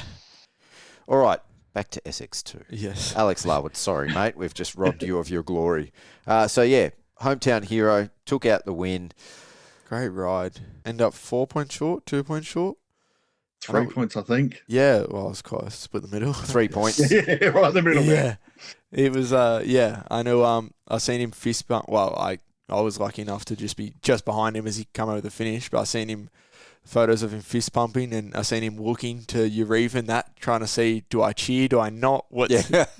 Yeah. Well, he went into the round 12 points back. Yeah. So to make up 3, 9 all points. but 3 points, Yeah. is a pretty good thing. Obviously, Ryder Kingsford was managing Yeah, he's the lead somewhat, but, just an unreal effort. And Larwood, coming off the last few years that he's had, up and down, injuries, Yeah. he's on the path to greatness, I think, where he's Absolutely. at, with the team he's at, and the way he's riding. Yeah. No, absolutely. Yeah. And it wasn't just this round. He's shown it all season, hasn't he? He's had a couple of things that didn't quite go his way, but when he's been on and he's on the bike, he's been as quick as Kingsford and Turner all year long. Yeah. Yeah. Not bad for a South Australian. Yeah. Really No, good. pretty handy. Really good for South Australia. Been watching him get around for a few years now, and yeah, it's good to see him starting to put it all together in the senior ranks. Yeah. Yeah. Byron Dennis, My man. like, where did that come from? But, The win in the first one? yep. What a guy. Yep. Got the, lit the candles, as they say. Yeah. No, I was pumped to see that guy finishing strong. Good way to finish. Yeah, very strong. But for him and the third place guy on the night, like Reese Budd, it's where everyone expected them to be all season long. Yeah. And I'm feeling it's almost a little bit bittersweet. Yeah, I It's think a little bit like too little, too late. No, I don't think so. I think it's not quite an Aaron Tanti situation where Yep. it's you should have been in. I think they wanted to be there. And I think it was more of a reminder for them that they can be there. I think this is a bit more. I think there's still a lot to enjoy off this and kind of carry this momentum forward. This isn't quite of the finally. I think it was still a hell yeah. I think this has given them both a lot to build off for motocross. All right, so Byron Dennis riding for KTM next year, for Dylan Walsh on the 250 team. Reese Budd, what's the story there? Not going to be on Empire, we're hearing? No, I've heard he's going to be on the new Beta. Is that part of the Caloundra Motorcycles effort? Yeah, I heard they're putting together a fairly decent team. Yep. Similar to what Levi Rogers was on 2 years ago. Yes. I heard that they've organised their stuff a bit better, done a little bit more R&D. Look, Seen some video footage of Cody O'Lone Yes. on a beta. Is he potentially I going to think be so. there? I mean, I haven't exactly heard the word out of his mouth, but I think he's finally getting some of the recognition he deserves. I Yes. think he's getting finally some of the support he deserves, and I hope both of them have a good year next year. I hope they're both in a good. I feel like it's a good spot for both of them. They finally get some help, but there's still none of that. They're not, there's no real pressure for them, I don't think. So for Reese Budd, do you think that will make it easier for him to get the results? Do you think the Well, pressure is part of the reason I why think he he's has going 450 now. I was going to say it'd have to be 450 for Peter, wouldn't it? Yeah. Yes. Yeah. So I think this is where it opens up the. He hasn't been to the 450 class. I think this is him getting to A supported, fairly pressure-free. ride, find some fun again. And I think this might be some of the best Reese Budd we've seen in the last 2 seasons. I think goes to T-Dub, goes to Raceline Husky. Everyone expects him to be in the championship fight, isn't there, ends up having that horrible Supercross injury crash. This year, goes to Empire, okay, Reese Budd's back. Same thing, didn't really find any success. Really, there wasn't the greatest talk about him through the pits, and, I don't think he was in the greatest place by the end of the year. I think he was feeling a bit left out. Finishes with a bang, I think this is his chance to step back. You know, he's got his kid. I think he's just now going to try and enjoy it and find the old Reece Budd again. Yeah, obviously I haven't heard any of these rumours. The old SA guy only hears things when he travels interstate. But no, I think a pressure-free or reasonably pressure-free season for Reece, if they got that bike sorted, would be, especially moving up to the 450 class, would be a good thing for him. I think it'd be a good addition to the MX1 class as well. Just throw a different name in there and a bit of a different mix. So no, I look forward to seeing it if that's what's happening. Most definitely, yeah. It wasn't sort of something that I'd considered already. The 450 Reece Budd. Yeah. So no, I think it'll be good for him. I think it'll be real good for both of them. I agree. I think Cody will be able to learn a lot training with Reece. Yep. And I'd love to see him get a little bit more support. Cody's one of my guys, and I think he doesn't get enough support for how good he is. Yeah. You know, he's already proven he's a top 10 guy outdoors on the 450. Yeah. And Supercross, it's only his second season, and he's showed continuous improvement. Yeah, massive improvements. Yeah. So, it's going to be good to see him on a bike with a bit more support. Though, I don't know about the beta. Who's the guy that was on at the tool? Levi Rogers. Yeah, Levi Rogers. I felt like he barely got through a round without some sort of bike issue. But you go to the States, Benny Blois, Mitchell Oldenburg have now done a few good seasons on them. I heard they've changed a lot. They've done The bikes have? Yeah, they've changed massively from their first year motocross. Yep. I think they're in a lot better of a place now. And I think as well, though, for Cody, I don't think like he's not a big bike guy. He barely sets his sag until recently. I think if you put him on a bike he's a bit comfy with, you give him, a bit of guidance. I don't think the smallest things are going to make too much of a difference. I think he's just going to be happy to be there. Yep. Positive mindset, and that guy will rip.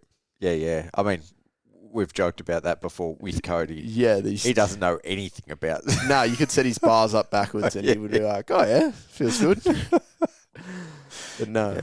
Yeah. Did you notice something was different on the bike? No. No. I went 3 quicker. It's got no grips. Yeah. It's got no handlebars. Yeah. You don't have a rear tyre on. Oh. Thought it was a little bit slippery. Yeah. No, I love that guy. Yeah. No, well, that's going to be cool. All right. The guy won the championship, Ryder Kingsford. Some might say he lucked into it. I think, again, you got to last the championship. You got to avoid the nets. Yep. Yeah. And, man, he made it happen, and he went out in a way like that won him a championship. He rode strong, awesome. He put it together with all that pressure. Yeah. And I think that's what makes a champion. Yeah. Well, they say you got to be in it to win it, and he was in it. So, he rode good at Melbourne, and I think he went down in both motos. I think he said in Adelaide, but rebounded strong and, did what he had to take it home. Yep. 4th and a 2nd in the motos. I mean, that's all it takes. Yep. And overcame adversity. Yeah. Yeah. I think that was the most impressive thing. He could have easily gone down in those first corners and really fell to pieces, but he didn't. He picked himself back up, charged through the field, and got him back to a position where he won the title. It could have easily gone the other way if he just missed out on 2 passes across the night. Yeah. He finished 2nd in the championship, so he did what he needed to do when it counted. Yeah. And especially in that second moto. Yeah. Like to bounce back and get 2nd in the second moto. Yeah. That's the bit that impressed me, the most. Yeah, absolutely. Championship on the line. Yeah. He's lost a few points in that first one. The pressure would be building. It's like, now I've only got X amount of points to lose. Yeah, because that would have been 6 points. You know the math. The teams would have done every possibility. Yep. Okay, if Alex is here, you got to be here. Alex is out front. He knew what he had to do, and he did it. Yeah. 100%, yeah. All right. Just wanted to name one more name, I think, in this class, because it was someone that has impressed me all season long, and again, kind of flew under the radar a little bit. Jai Constantino. Yeah. What a guy. For the injuries that he's come off and I've said it before on the podcast, but I'll say it again. Like, he's just this year seems to be going better and better and better.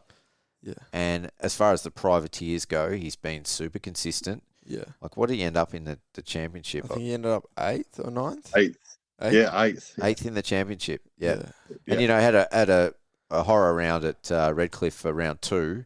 But beyond that, like, you know, solid points. And round 3, 19 points. Round 4, 25 points. Round 5, 27 points. So, Yeah. you know, just chipping away at it with each round. So, pretty solid effort. Yeah, the first real racing, I think he did the last 2 rounds of outdoors. Yep. But other than that, this is the first real racing he's done in a good nearly 2 years. Yeah. And, like, in the championship standings, like, you look at the riders ahead of him. So, going back from 8th upwards, you got Shane McElrath, Wilson Todd, both former champions. Yeah. Jake Cannon, former MX3 champion. Who's just spent a year in Europe. Yep. Lux Turner, Reese Budd, Alex Larwood, and Ryder Kingsford. Yeah. You know, to be the next guy after all those That, names. yeah. It's a good one. Yeah. yeah, first full Supercross season, first full season in a while. Yeah. Mate, that's a solid effort. Yeah. No, that's an unreal effort, that is. Yep.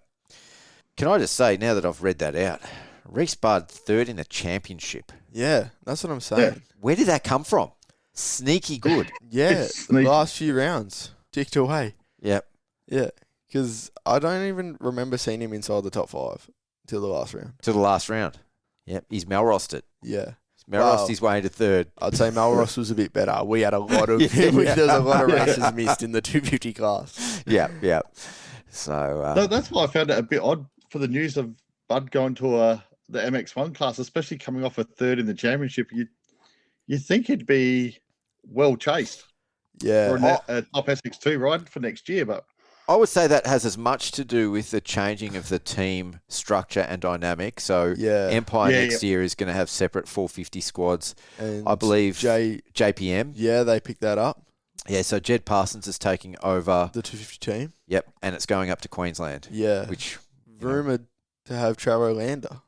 ooh. Yeah.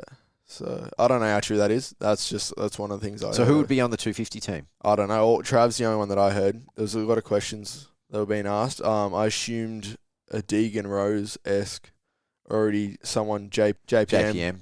backed riders. I feel like, Deegan Rose would be a good one on that. yeah, you know, I mean, he did good this year. He's stepping up to MX2. Yeah. You know, I don't know how much money they're putting in if they're going to try and secure A big name. a big name. I don't know if you get like a Cosford. Does Barham get back under a truck? I mean, you would think He rode so good on the KO this year. he would have to be in demand as well. You know what I mean? Or is he happy with his privateer program? Because you'd argue he's been better the last 2 years he's been privateer. That last year he had on the Husky and this year on the Cowie were better than his Yamaha days. So I don't know. That is a tough one. Yeah. Anyone else in SX2? Jake Cannon, I feel like. Yes, Yeah. he won the SX3 title. Well, he got second in the SX3 title last year, but podiumed in the early and then just rode good all year. Like, yeah, and he could have easily come back and raced SX3 this year if he wanted to, couldn't he? Still, age-wise, he's young enough for SX3. no, I don't believe so. I don't think so. No. I think he had to go Okay, up. cool. Yeah, Yeah. But yeah, either way, it's still an impressive ride to get 5th in the series, and he looked consistent all year, or reasonably consistent Well, anyway. he had 3 days on Supercross before round 1, so Yeah, I was sitting here, I think just before the season started, and Jay goes, my son is like, why is Cannon still riding in the sand over in Europe at the moment? yeah, And it's like, yeah, good point. He's about to hit a Supercross season. So yeah, that makes it even more impressive. yeah. No, I'm actually really excited to see how he goes in Europe this coming year. Yeah. think another I was year. going to say, is he coming back? Yeah, no, he's back with Bud. Yeah, He's back over there. I think he's in Spain as we speak. I think he flew straight from Adelaide to Spain. He's getting ready for the up-and-coming European Series. Is he going to be able to do what he done last year and ride the first few Supercross in the US, or is it just going to be purely focused on motocross? That's a great question. I know Bud are enjoying it. I know that was pre-organised. A part of his agreement when he signed the contract was because he was supposed to go to America with Urive, and Bud were happy to back that. Whether they now I don't know. They could. I don't know if they want to just put all their eggs in one basket. But yeah. I'll have to send a couple of messages this week and find out. Yeah. No, it could be interesting to see. I wouldn't be surprised if he gets a call up. I thought he was going to get a call up for Bud Racing World SX team, to be honest with you. Yeah, it wouldn't be a bad option for the last 2 rounds, would he? Yeah. See what happens. See who rocks up on Saturday night to fill the gates. Yeah. No, it's going to be interesting. Alrighty. SX3, Cade Kingsford. Championship ride. Unbelievable. Even better than his brother's championship ride. Oh. Yeah. Can we... What a start on both of those races. I was side on, and I could see his side number, and everyone else's handlebars. Yeah. So it looked like he was going before the gate dropped. Yeah, the first one was actually crazy. Yep. I thought exactly the same thing, Zane. It was like whatever he was listening for or watching, or whether he just went, all right, I'm going, and if the gate drops, and if it doesn't, I'm going to cop it. I'm starting to guess, is he counting, or is his reaction just that good? Because motocross. I don't think. All motocross. Yep. Same thing, though. There's 4 or 5 videos of him wheeling down the start straight a full bike length in front of everyone. Do they have that Honda that dialed, or is, like, I don't know. I feel like it's nearly happened too many times for it to be luck. I think he is either listening or watching for something, or I don't think your reaction time can be that good, that consistently over other guys who's typically have such a good reaction time. I think there's got to be something a little bit more to it. And whatever it is, good on him. Like, it's friggin' working. Yeah. And it is crazy impressive. Yeah. And it's doing wonders for his championship and career. Yep. And I mean, if Ryder Malinowski wants to come back and go head to head with him in any championship from here onwards, I'm here for it. Yeah. Because those two, oh my God. and that dynamic, yeah, they hate each other. Yeah. A little bit upset that it wasn't more fireworks. Like, I wish Ryder and I wish they had the chance to be next to each other. But the way Cade rode, like... Can I just say this? I'm going to be very brutally blunt here. Yeah. I feel like Malinowski choked. Yeah. Is that fair to say? That is is that too fair. harsh? No, that's fair to say. Went in with the red plate. And 6 points up? Yeah. Yeah. 6? Yeah. Yeah, it was 6. It was 3 on Devo, and then 6. Yes, you're right. 6 on Allsop, Yep. 6 Yep. on Yep. Cade. Yep. And then first one, bad start, but went backwards, can we say? Allsop Yeah, he did. passed He- him. Yeah, Someone he did else not move passed him. forward. Yeah. That is the slowest I've seen Malinowski all year, right? Like, not to throw hate at the guy, but started fourth. Not at all. Yep. Still, all he had, he could have got to second. Championship would have been his. You know? Devo held on for second. Devo rode great, by the way. He passed Malinowski. Passed Rose. Who are you talking about, Zane? Who's Devo? I haven't seen him all season long. Jack Demonson. Sorry. I was just, yeah. Jack Demonson rode unreal. But yeah, Malinowski just, I don't know what he was doing in the first one. And then, unfortunately, went down in the first turn in the second one due to a bad start. But I mean, championship ride from Kingsford and championship throwing ride from Malinowski. yeah, Didn't even end up second in the championship. no, be Devo. No, finished third. Yeah. Both literally and metaphorically, Yeah. he got Devo. He did. Yeah. Yeah. So, all right, Jack Deverson, second in the championship. What a guy. Yep. Just It's second an amazing season when you look at it. second on the He's night. someone like Yeah. second on night, yeah. Podium every And- round but 2. Yeah, Jack Devo had the fastest lap of the race in the second main as well, trying to catch Cade. That's like, and I just feel like he's been overlooked Oh, massively. all season long. He's a quiet softly kid. spoken kid. Yeah, mate, Just- big future, big Yeah, future, big waves. and I believe going to a blue bike next year. Yeah, I'm pretty sure that's as confirmed as you can get. That is a coup for Yamaha. And they need it. And- They had a rough year this year, that Yep. WBR team. Yep. And he's going to be one of the few, top guys in the MX3/SX3 class that is still in the MX3/SX3 class next year. Yeah. Yeah. No, I think he'd have to be the favourite. Yeah. I had no idea what he even really looked like until the last. I actually went up and spoke to him quickly before we left Adelaide. Yeah. Just to see who he was. and He's what a he grey looked like, man. 'cause- Yeah. Even when you look at him, there's nothing remarkable. Yeah, he's just there. Yeah. Just, Yeah. oh. Such a nice kid too. Like, Yeah. let's not. There's Yeah. something about them New South Wales farmer boys that they're all right. Yeah. No, well And done. I think it started from the start of the year too, was it? Even when he got the second spot at Redcliffe, he sort of went, okay, he's got second. Will we see him again? Yeah. Yeah, And yeah. we did, but still we didn't really get the attention. You've seen him. probably You kept deserved. seeing him heaps, and he's still. Yeah. He'll drop off next week. That's all right. Yeah. He's just doing okay this week. He's had a lucky week. Yeah, everyone was so concerned about Malinowski and Cade that he just flew under the radar. Yeah. He went into that into the finals, the last race, tied on points for the lead. Yeah. Could have so easily gone the other way and he won the title. Yeah. Yep. And that was one thing I must say that made Kate Kingsford's ride impressive. It was a must win. Yeah. Yeah, that was not a gimme going into that last race. Like, I remember speaking to people coming into the last round. Who do you reckon are the four? Because everyone was picking Allsop. Everyone's like, Cade and Ryder are going to clean each other out. Yep. Allsop's going to get through. Allsop's going to be the guy. That's what I thought. Like, everyone was like, what do you think of Devo? Oh, he's going to do something dumb. He's a young kid. Like, he's going to... No, he youngest of the group. Yep. So, not even two good starts. He had two okay starts and come through both of them and was just hauling. Just straight up was just shredding.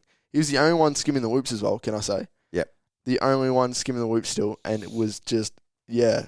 Yeah, so looking at the lap chart, he passed Malinowski in that race. Yeah. That first race. Yeah, Parsman and gapped him. And he's gone from what looks like 6th to 2nd. Yeah, went to 6th to 2nd in the first one to then end up tied on the championship and then come from 4th to 2nd in the second one and, closed on Cade, but just too little too late. But I think he can definitely hold his head high. In terms of being a favourite for next year, I think I'm looking at the championship standings. So he obviously finished second in the Supercross standings. And looking through... I know Jackson Leader is fast outdoors. I know he'll be good. Jackson who? Leader, 52. Fuller? Fuller. I don't know where I got Leader Jackson from. Fuller. He'll be good. Is he in SX3 Yeah, next year? he's SX3 next year. So he's the next guy, and he is 9th. Yeah. About Burgess would have another year? He raced AJMX this year, so I think so. He still might have one more I year. think he has one more year. Well, he's 7th. Yeah. Still a big difference between... Like, even looking at the points, there was not a round bar, maybe round 3. Yeah, when Burgess got third. Cronulla. Third. Yeah. Yeah. And he got a 4th in Adelaide in that last race too, I think. Yes. Oh, yeah. Maxie Compton was in P5. I was G'd up for that. Yeah.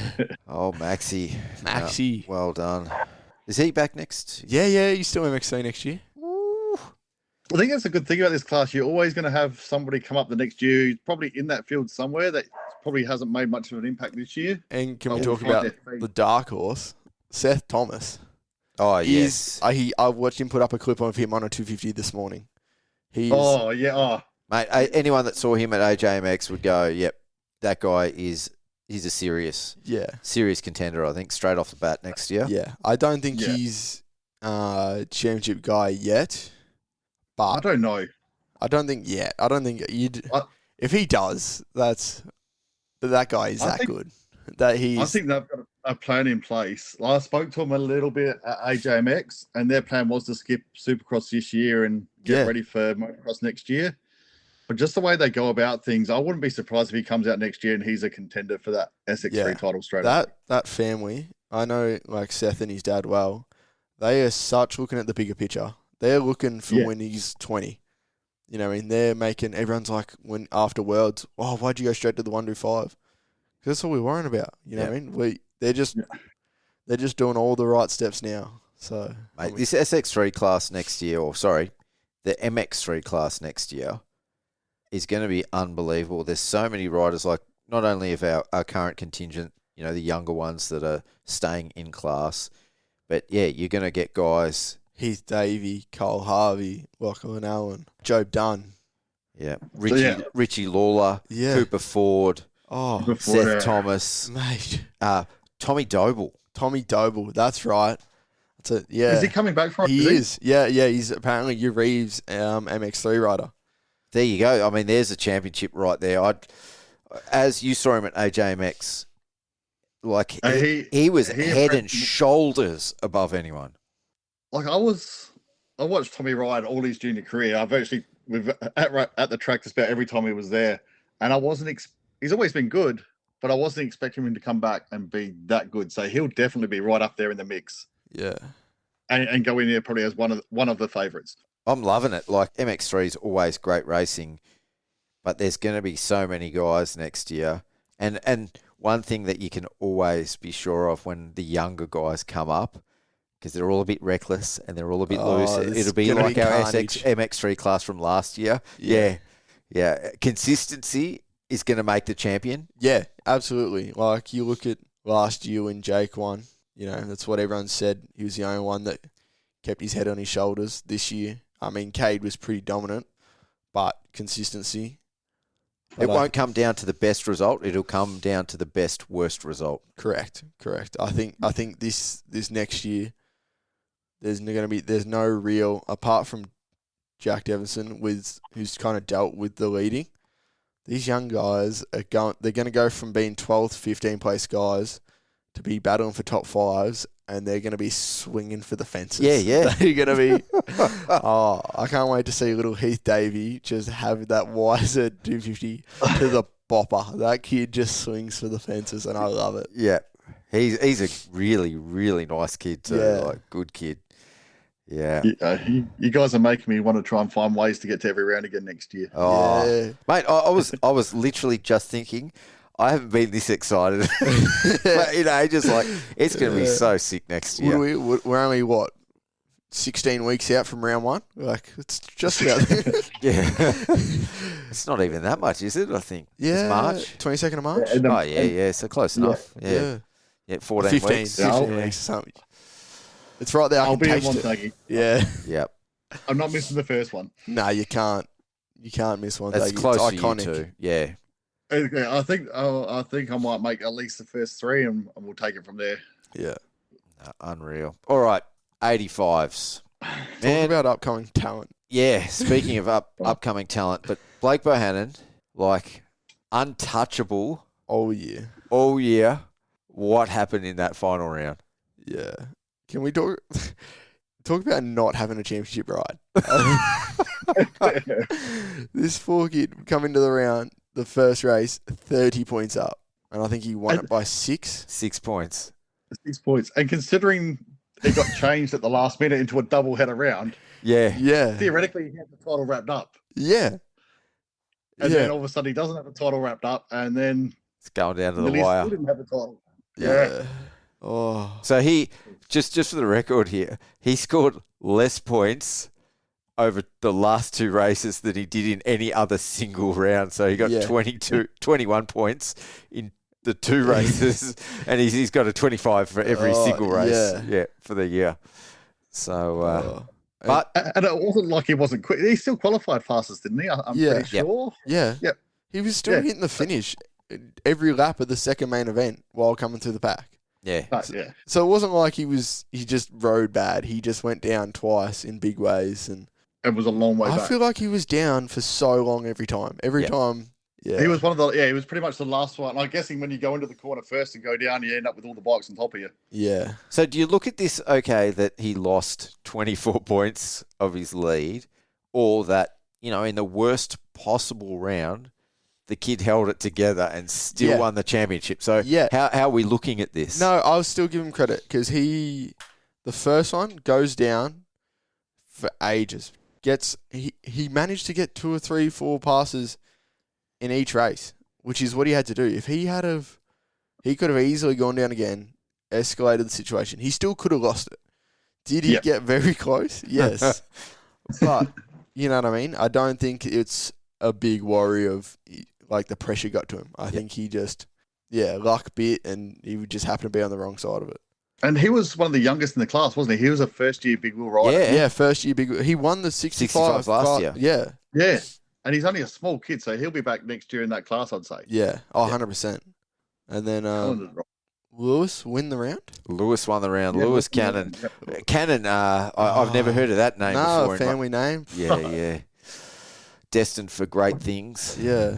Do you know he's actually, I didn't realise this, my little brother told me, he's actually already won a world championship in wakeboarding.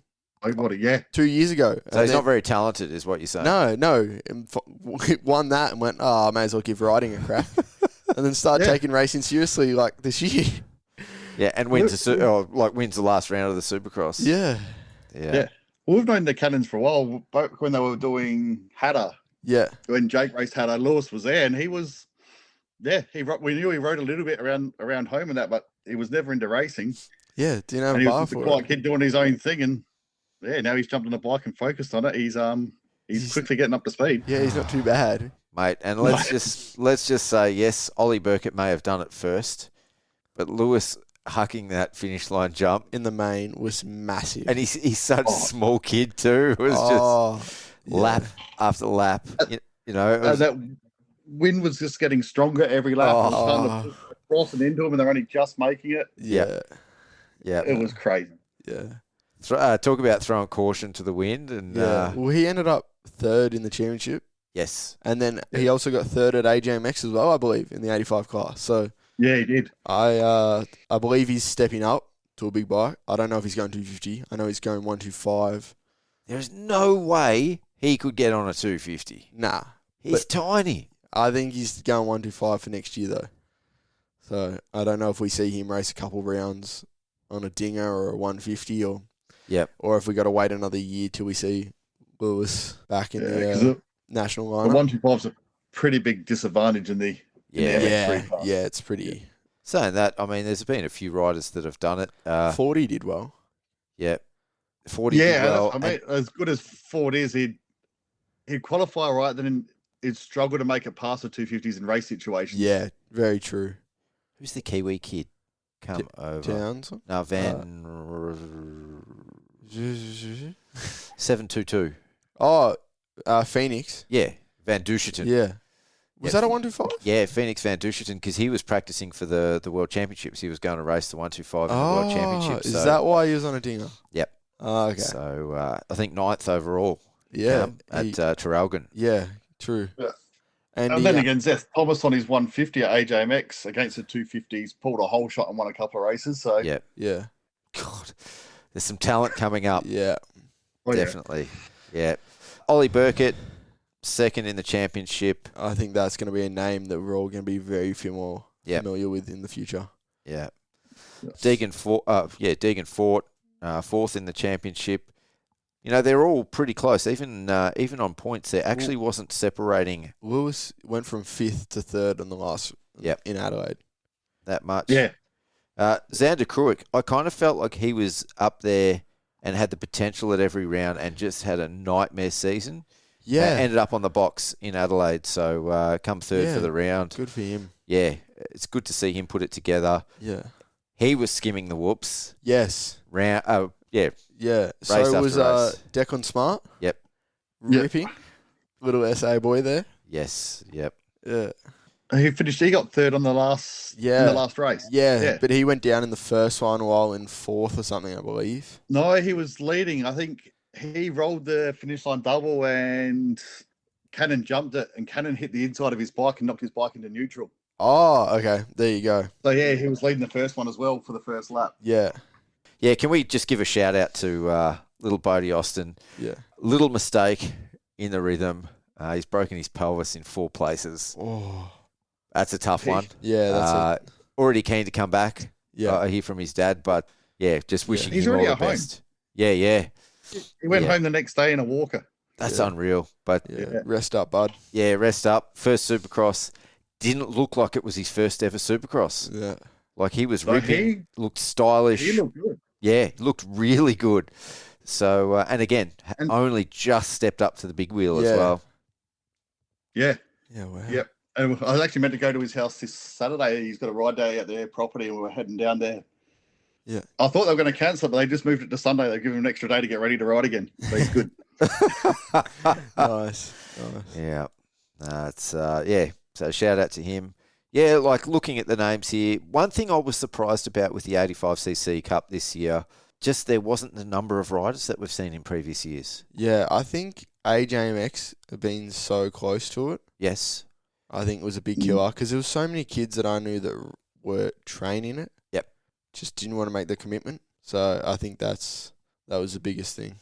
I think apart from I reckon half a dozen kids that were racing Supercross for the first time in this class this year, like when you look at through the names there, they're all championship podium contenders. Oh, absolutely. Like there wasn't that mix. They were all guys, I think, that were vying for a championship. And like you said, Zane, that's probably why. Yeah. And I think as well, like trying to go in to make, doing your first Supercross against guys that talented is scary. So I think a few of the parents have kind of still stepping away or picking the traditional AJMX path at the minute.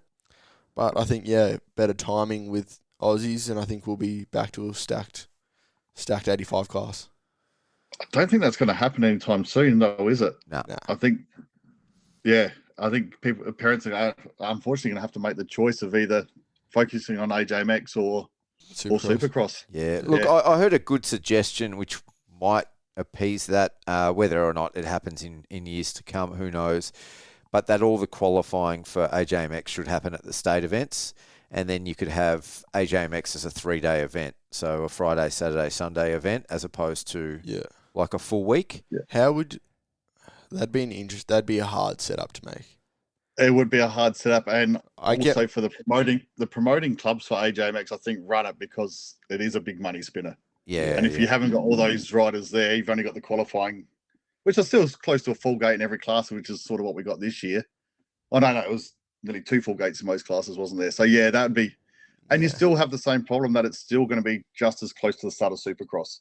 But I guess a 3-day event over a weekend is not much more than like your average state event, which might be a 2-day. Yeah, but I think as well, the big thing is the importance of the AJMX. Yep. Like, because it is very hard to do both. I've done both in years past. You kind of got to pick one. Like, I know a lot of people struggled just doing Darwin, as some of us bigger guys like trying to complete different bike setup, complete different, aspects. So, I think even just 85 kids training and the odd racing is just still, by the time they get MX3 and then commit to Supercross, that the skills are going to be there. So I don't think there would be too much harm.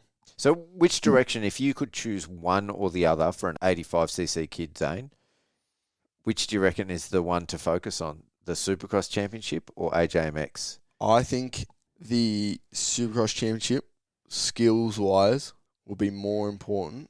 Like the Supercross, for a rider that wants to go pro. Supercross will do you better in the long run. AJMX does you better for sponsorships now. That's the thing. Yeah. And if you get a top 5 at an AJMX, your next year as a junior, you get a lot more backing and stuff. Not saying if you go in top 5 in Supercross, you don't. I was about to say the visibility. I totally agree with sort of what you're saying there, but I'm not 100% sure that the statement is that definitive, because I think the visibility of Supercross is way bigger. But I think in the industry though, like the AJMX still holds such prestige. Yes. Yeah. You know what I mean? It's still so. And I think as well, the fact that there's 80 kids in each class. Yeah. It's a massive event. You know what I mean? Like, such a big event. Like it's I think it's the only thing iconic. that might dilute that over time is if the 85 class at the Prime X starts to become more of a thing. Yeah. That, like, obviously, they get 3 rounds at the moment. If that slowly spreads out to a 4 or 5 and becomes a proper championship, maybe you start putting more weight into that than you do winning an Aussie. I reckon you lean away from having the 85s at the Nationals. I agree. Yep. I like them having Supercross because it gets your feet wet because they can't find it anywhere else. But you're telling me there's 3 different 85 Australian champions? No, I wouldn't want to see that. I think just a single, Well, there is. And that's where it becomes hard. You've only got the 185 class at Yeah. Pro Max. But Yeah. at the AJ Max, you got the 3 different classes. Yeah. No, but I'm saying even still, you've got like Blake Bohannon. Like I think he won the Oz. The Pro Max? Yeah, he won the Pro Max. He won the Supercross. Yep. Ollie Burkett won AJMX. Who, like, it doesn't give you the guy. Yep. You know what I mean? It still raises questions. I think you have Blake Bohannon won Supercross. Okay, Blake Bohannon was the better Supercross guy. Ollie Burkett was the better motocross guy. I think that's the AJ. If you want to keep AJMX around, you have to get rid of the junior classes. That's why we have MX3. We don't need 85 classes. That's just stepping stone. Yeah. Oh, yeah. I don't think they need 85s, but I think the only way, time-wise, to get 85, and then you're only talking a small portion of 85 riders who are even going to attempt Supercross anyway. So it's not worth trying to reinvent the wheel for probably a handful of riders. Yeah. I tend to agree with you, Zane. I think Pro MX, MX1, MX2, MX3, MXW. Yeah. Unreal. Yeah. Leave it at that. That's it. Yep. Yeah. Good for the telecast, good for the event, keeps it simple. I mean, if you wanted to have a feature round. You have the vets at the last round. I like because it's over the 2 weekends. So what I'm saying is, though, if you wanted to have one feature round of 85s or 65s. Nah, I don't reckon it should be any feature rounds of 85s. I'd argue you shouldn't have them on 65s, but I get the money that people put in, like And Yamaha the sponsor puts in, yep. put in. I get that, but I think it takes value away from having the 85 class there. I don't disagree. I'm not going to argue with you for sure. And I think we've spoken about this before on the podcast, the way that they prep the track is impacted. We saw that at QMP just in the final round on the Sunday where they prepped it deeper on the Sunday for you guys. Yeah. And all of a sudden the 65s couldn't get around. Yeah. They couldn't get up that hill. No. They had to get the skid steer out and flatten it. Yep, flatten it also. I think it speaks volume. Yep. Alrighty, guys. Before we wrap this up, any other things that you wanted to cover or raise? Not really. I think motocross and supercross is in a really good spot. We say this every year, but it's good that we repeated it. We're getting bigger. We're getting better. I think getting deeper. Yeah, I think this is the best the Australian Supercross Series has looked since you go your 2015, 2016 days. I wasn't really in the sport then, but you always hear stories of how packed it was, the privateer numbers. So I think we're getting back to a spot post-COVID where the sport's growing again. The sport's coming back to life, so I'm excited. All right, this may be a topic for another podcast, Zane, but I'm going to bring it up now. Hopefully the audience is still engaged enough to keep listening. But on that note, there was talk about some internationals actually being interested in coming to race our Pro MX series. Yeah. Except the format of being 8 rounds over such a massive amount of time, makes it almost logistically impossible, especially if you're coming from overseas, because you can't stay here for that long, and flying back and forth is so expensive. And you're not making any real money unless you're getting paid by the team. Yeah. We've spoken about it before, but in light of that, what would you like to see in a format for Pro MX? So this could be our closing subject for this podcast. Okay. You just say we'll stick with the 8 rounds. I reckon you get it done in what do we know what the length it is now? With the rough March 22nd to what, August? Early August now. First week of August. It's just on 6 months now, isn't it? I'm pretty sure. Or 6 months and 1 week. Yeah, or I think it's just, cut that to 4. We could do it, I reckon, 16 weeks, 8 16, rounds. 18 weeks. We'll go 17 weeks, right? But 2 weekends are back-to-back weekend. So you have 2 back-to-back weekends in there. So you have your last 2, which we normally have in Queensland. Yep. And you have another one. You want to have a back-to-back Victoria, New South Wales, or something like that. I think. And then 1 round a fortnight in between. And then then you've got a spare week. So you can have, I reckon you go roughly 4 races, 8 weeks. So you have 1 3-week gap, and then you have a back-to-back. Yep. And then you've got a fortnight. You know what I mean? I feel like that's reasonable. Is it flat out? Yeah. Like, I think the hardest thing is going to be fitting state rounds in each state, trying to fit their... Okay, so I actually had this discussion with someone who's involved in the state series. Do we get to that point where we're like the US? Like, you look at any of those AMA guys, and none of them are going back to race state events No. or regional events or anything like that. Like, is Australia big enough to have a pro-level contingent and an amateur-level contingent?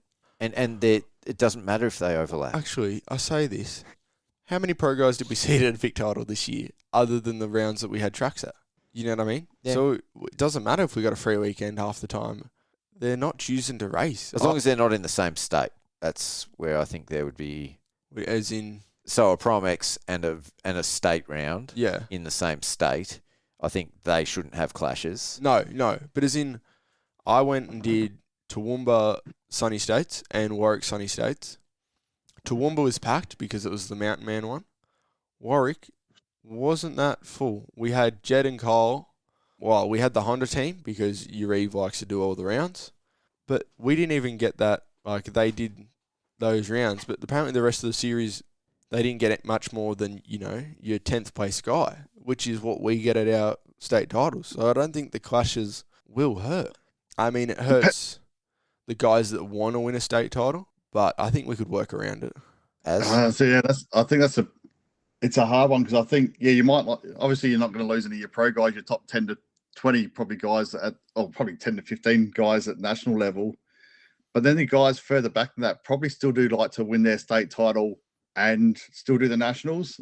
You wouldn't want to thin out your MX1 and MX2 field to end up having 25 riders. Go back to where we were a few years back, well, pre-COVID, and have 25 MX1 riders on the line all season.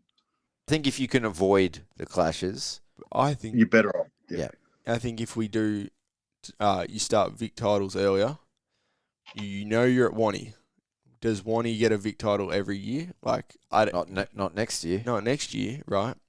But if you have those two races earlier in the year, tracks that we're going to race at, they're good pre-season races.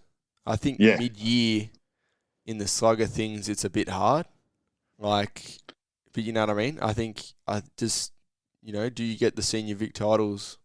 Do you get 2 rounds in before March or a round in and then you... See, as a guy that's not racing, I wasn't a massive fan of having the Vic titles at Wonthaggi and Traralgon this year before the Nationals because I felt like it was almost like a Prom X before the Prom X. We had guys coming in from all over Australia to race those rounds. Yeah. And I totally understand, like, you're going to take up that option if it's there to race it because you've got a national coming up. Yeah. But I would almost be like, no, give that to a different club, different track, and just keep your Prom X tracks separate, which is what we have next year. Yeah, I guess. Apart from probably Gilman. Yeah. But and we've had that the last 2-3 years. Yeah, I feel like Gilman holding a first state title and then an early Prom X. Yeah, and I think that everyone's helps there. with the Prom It does X, get the numbers. Yeah, everyone's at Gilman. Kills our state title though because well, the Beatons boys are there every year. Yeah, the top guy in the points is sitting 10th after the first round. Yeah, and like the Honda team normally hires it out after the weekend is testing. Well, Jed Beaton finished at 3rd in our All Powers in Victorian Championships and did 2 races. Did 2 rounds. Yeah. So I don't know. I guess if you're still running 8 weeks but condense it a little bit more, you still got the same amount of free weekends for the states to run their. I agree. Yeah, they can run either side of that. Yeah. And if it started a little bit later and finished a little bit earlier, it actually had some more races through that June-July period. I kind of like what Zane said, and I think we spoke about this at Adelaide. Maybe doing it in 2 blocks.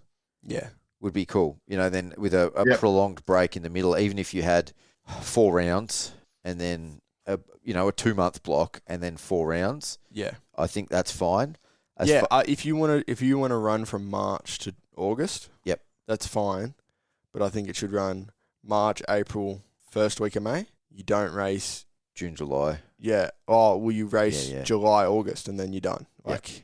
Give it a break. But that would make it attractive to international guys coming over. Yeah, because you can come over and do a 6-week block or Yep. 5. You know what I mean? So, and that also allows us Aussies to go over to America and race In between. in between, because we've got to also think about keeping that doorway open. Yep. The more of us Aussies that go there means the more Americans and Europeans will come this way. And even just the opportunity to go over there and do a training camp Yeah. in that break and then come back here and race the last few rounds. Yeah. I think it's better for everyone. Because when's that American motocross starts? Pretty much middle of May, doesn't it? Start the middle of May. Yeah. If you had our little break in our season then and gave the opportunity for Yeah. people to head over. You let us Aussies race. You go, okay, lines up perfect. You get to race the first 3 rounds of AMA Pro Motocross. Like, who remembers when Dean Ferris went over in 2016 and got second. At, where was it? Hangtown? Thunder Valley. Thunder Valley, yep. But you know what I mean? Like Webby going over 2 years ago. They went Probably over. puts our riders at an advantage too, because they're in motocross mode, whereas these guys are coming off supercross. So Exactly. You know what I mean? You want to throw us under the bus, send us into supercross with no prep, at least let us have our motocross. You know what I mean? Like, I think MA, like Motorcycling Australia, has to look at the bigger picture and take things like that into consideration for us to go. Like, you do have to, think how it affects. The big picture. Yeah, because the more of us that go do a couple rounds in, US, It's about elevating the sport. it's all it takes. How many more US teams, things like that, do you reckon are going to watch AUSX now? Lux Turner over here, this, that. You know what I mean? Like Tiger Wood, Dean Wilson, You know Cedric what I mean? Superos. Like, yeah, it brings eyes on the sport. Like, Barrick's Yamaha now 100% know about Australian Supercross. Yep. They 100% know about Ryder Kingsford. Cedric Superos is coming back. Like, Yeah, he raved about the series. loved it. Yeah. You know what I mean? You look at what Luke Clout does in, Paris Supercross. Like Cedric, you go, oh yeah, Cedric did well, blah, blah, blah, in Paris and this and that. Oh, Hayden Melross was just behind him. Yeah. Hey, Hayden, did you want to come over to race in Germany? Like, you know what I mean? So, yeah. All right. Any closing comments? no, it's been a great year. Obviously, I didn't see as much motocross as I would have liked to firsthand this year. Only getting to 2 or 3 rounds, but watching the Supercross all but the first round, it's been a good year for the sport on a whole. Both series seem to be growing, especially Supercross. That seems to be still going on an upward trend. So hopefully we'll see more of that heading into next year, and hopefully a bit more growth in the motocross as well. And everybody's happy. Oh, definitely. Well, heading into the off-season now, as far as the podcast goes, we're going to do a lot more rider interviews. I've got some great industry guests and riders lined up for the break, which, it's going to be nice for a change. But I'm already chomping at the bit for next year's season, I think. Yeah. So we'll have to reconvene maybe with you two guys and do a bit of a silly season Yeah. pod once we've got a few more things locked down. And obviously there's going to be still some rumours going until the riders are on the gate at round 1. Yeah. Well, But We be fun to break that down. I'm going to play golf with the defending 450 champ tomorrow. So Very nice. Yeah, You're going me- to carry him around the golf course as yeah, well? absolutely. So he's finally back on the bike. First ride back after Des Nations yesterday. I was speaking to him, so he's feeling good. He's just ticking away back into it. But, I think Jed would be very close to being back on the bike as well. So, yeah, I think Jed is back on the bike. Yeah, Yep. so don't you worry. 2026 is more than well underway. Like, as much as we've just wrapped up, I've already put motocross suspension in I'm put the 450 back together, and I'll be out there this weekend. So come across to Adelaide this weekend. We got Murray Bridge and Gilman Open this weekend. It's a rarity. He's already just Saturday, come from Sunday. Adelaide. yeah, mate. I've just been there. I need to save some money. Supercross It's only is- down the road. It's only 700 k's. Come on. Yeah, true that. It's one fuel tank. I'll Poor be right. motocross guys need to save some money. Yeah. I think us media guys need to save some money. Yeah, man, we got a little break between the next event, so definitely going to find some time to fill the time and the bank balance in between. I'll be working a bit of OT over the holidays. Yeah, Back at RACV, so 2 jobs pumping. no.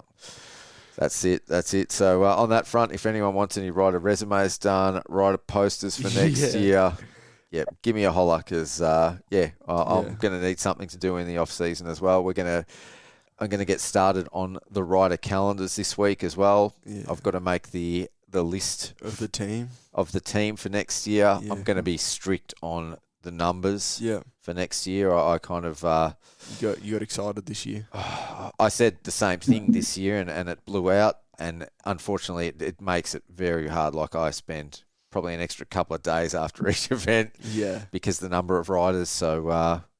I've got to be strict. So I want some new guys on the team next year. There'll be some existing guys that get, Yeah. another Guernsey. But I've had over 100, I think 111 applications so far. Yeah. Well, it's a good program. It is, I've had the absolute pleasure of being a part of it, and it has been unreal. And, I enjoy Thank it, you. mate. No, Thank I you. appreciate it, man. It's I enjoy it as much as anyone, I think. Yeah. So that's why I do it. But anyway, the worst bit for me is the choosing. yeah. Because, I mean, if I was in a different position, if someone wants to give me $1 million, I'll have 111 riders on the program. Yeah, absolutely. Absolutely. So, and as you might have a full-time job going, if that happens. So, no, thank you both for helping me out with the podcast. Obviously, the support at the races, I always get a chance to pit under your tent when you're there, Zane. Yeah, you've always got a seat under the tent. I appreciate that. And as you've helped me both with the podcast and on track with some of the media stuff, so I appreciate that, dude. No, anytime. It's been a pleasure. It's been a fun year. All good. Well, that brings us to the end of another episode of Between the Rounds. If you like this episode, don't forget to give us a positive review on your preferred podcast platform. Make sure you subscribe to Mental for Moto and turn on your notifications so you don't miss the next show. Massive thanks to you, Zane, and Az for co-hosting this one with me. It's been a lot of fun, man. I think we have to get this team back together. Yeah, absolutely. It's a good team, this one. Good trio. Yep. I said I'd never do a podcast. I keep saying I wasn't going to do them, but Keep I'm coming really back. enjoying chatting the sport with you two, so loving it. Shout out to our partners for this episode, Fastline Suspension and Wolf Building Compliance, who are also the December sponsor of our motocross and supercross wall calendars. On that note, we are doing the calendars again next year, and we are looking for sponsors for 2026. So if you're keen to get involved, please get in touch. The sale of the calendars funds all of our rider support program initiatives. So if we can at least cover the cost of the printing of the calendars, that would be awesome. And most of all, massive thanks to you guys for listening. On behalf of Mental for Moto, I've been your host, Pete Wolf. Until next time, see ya.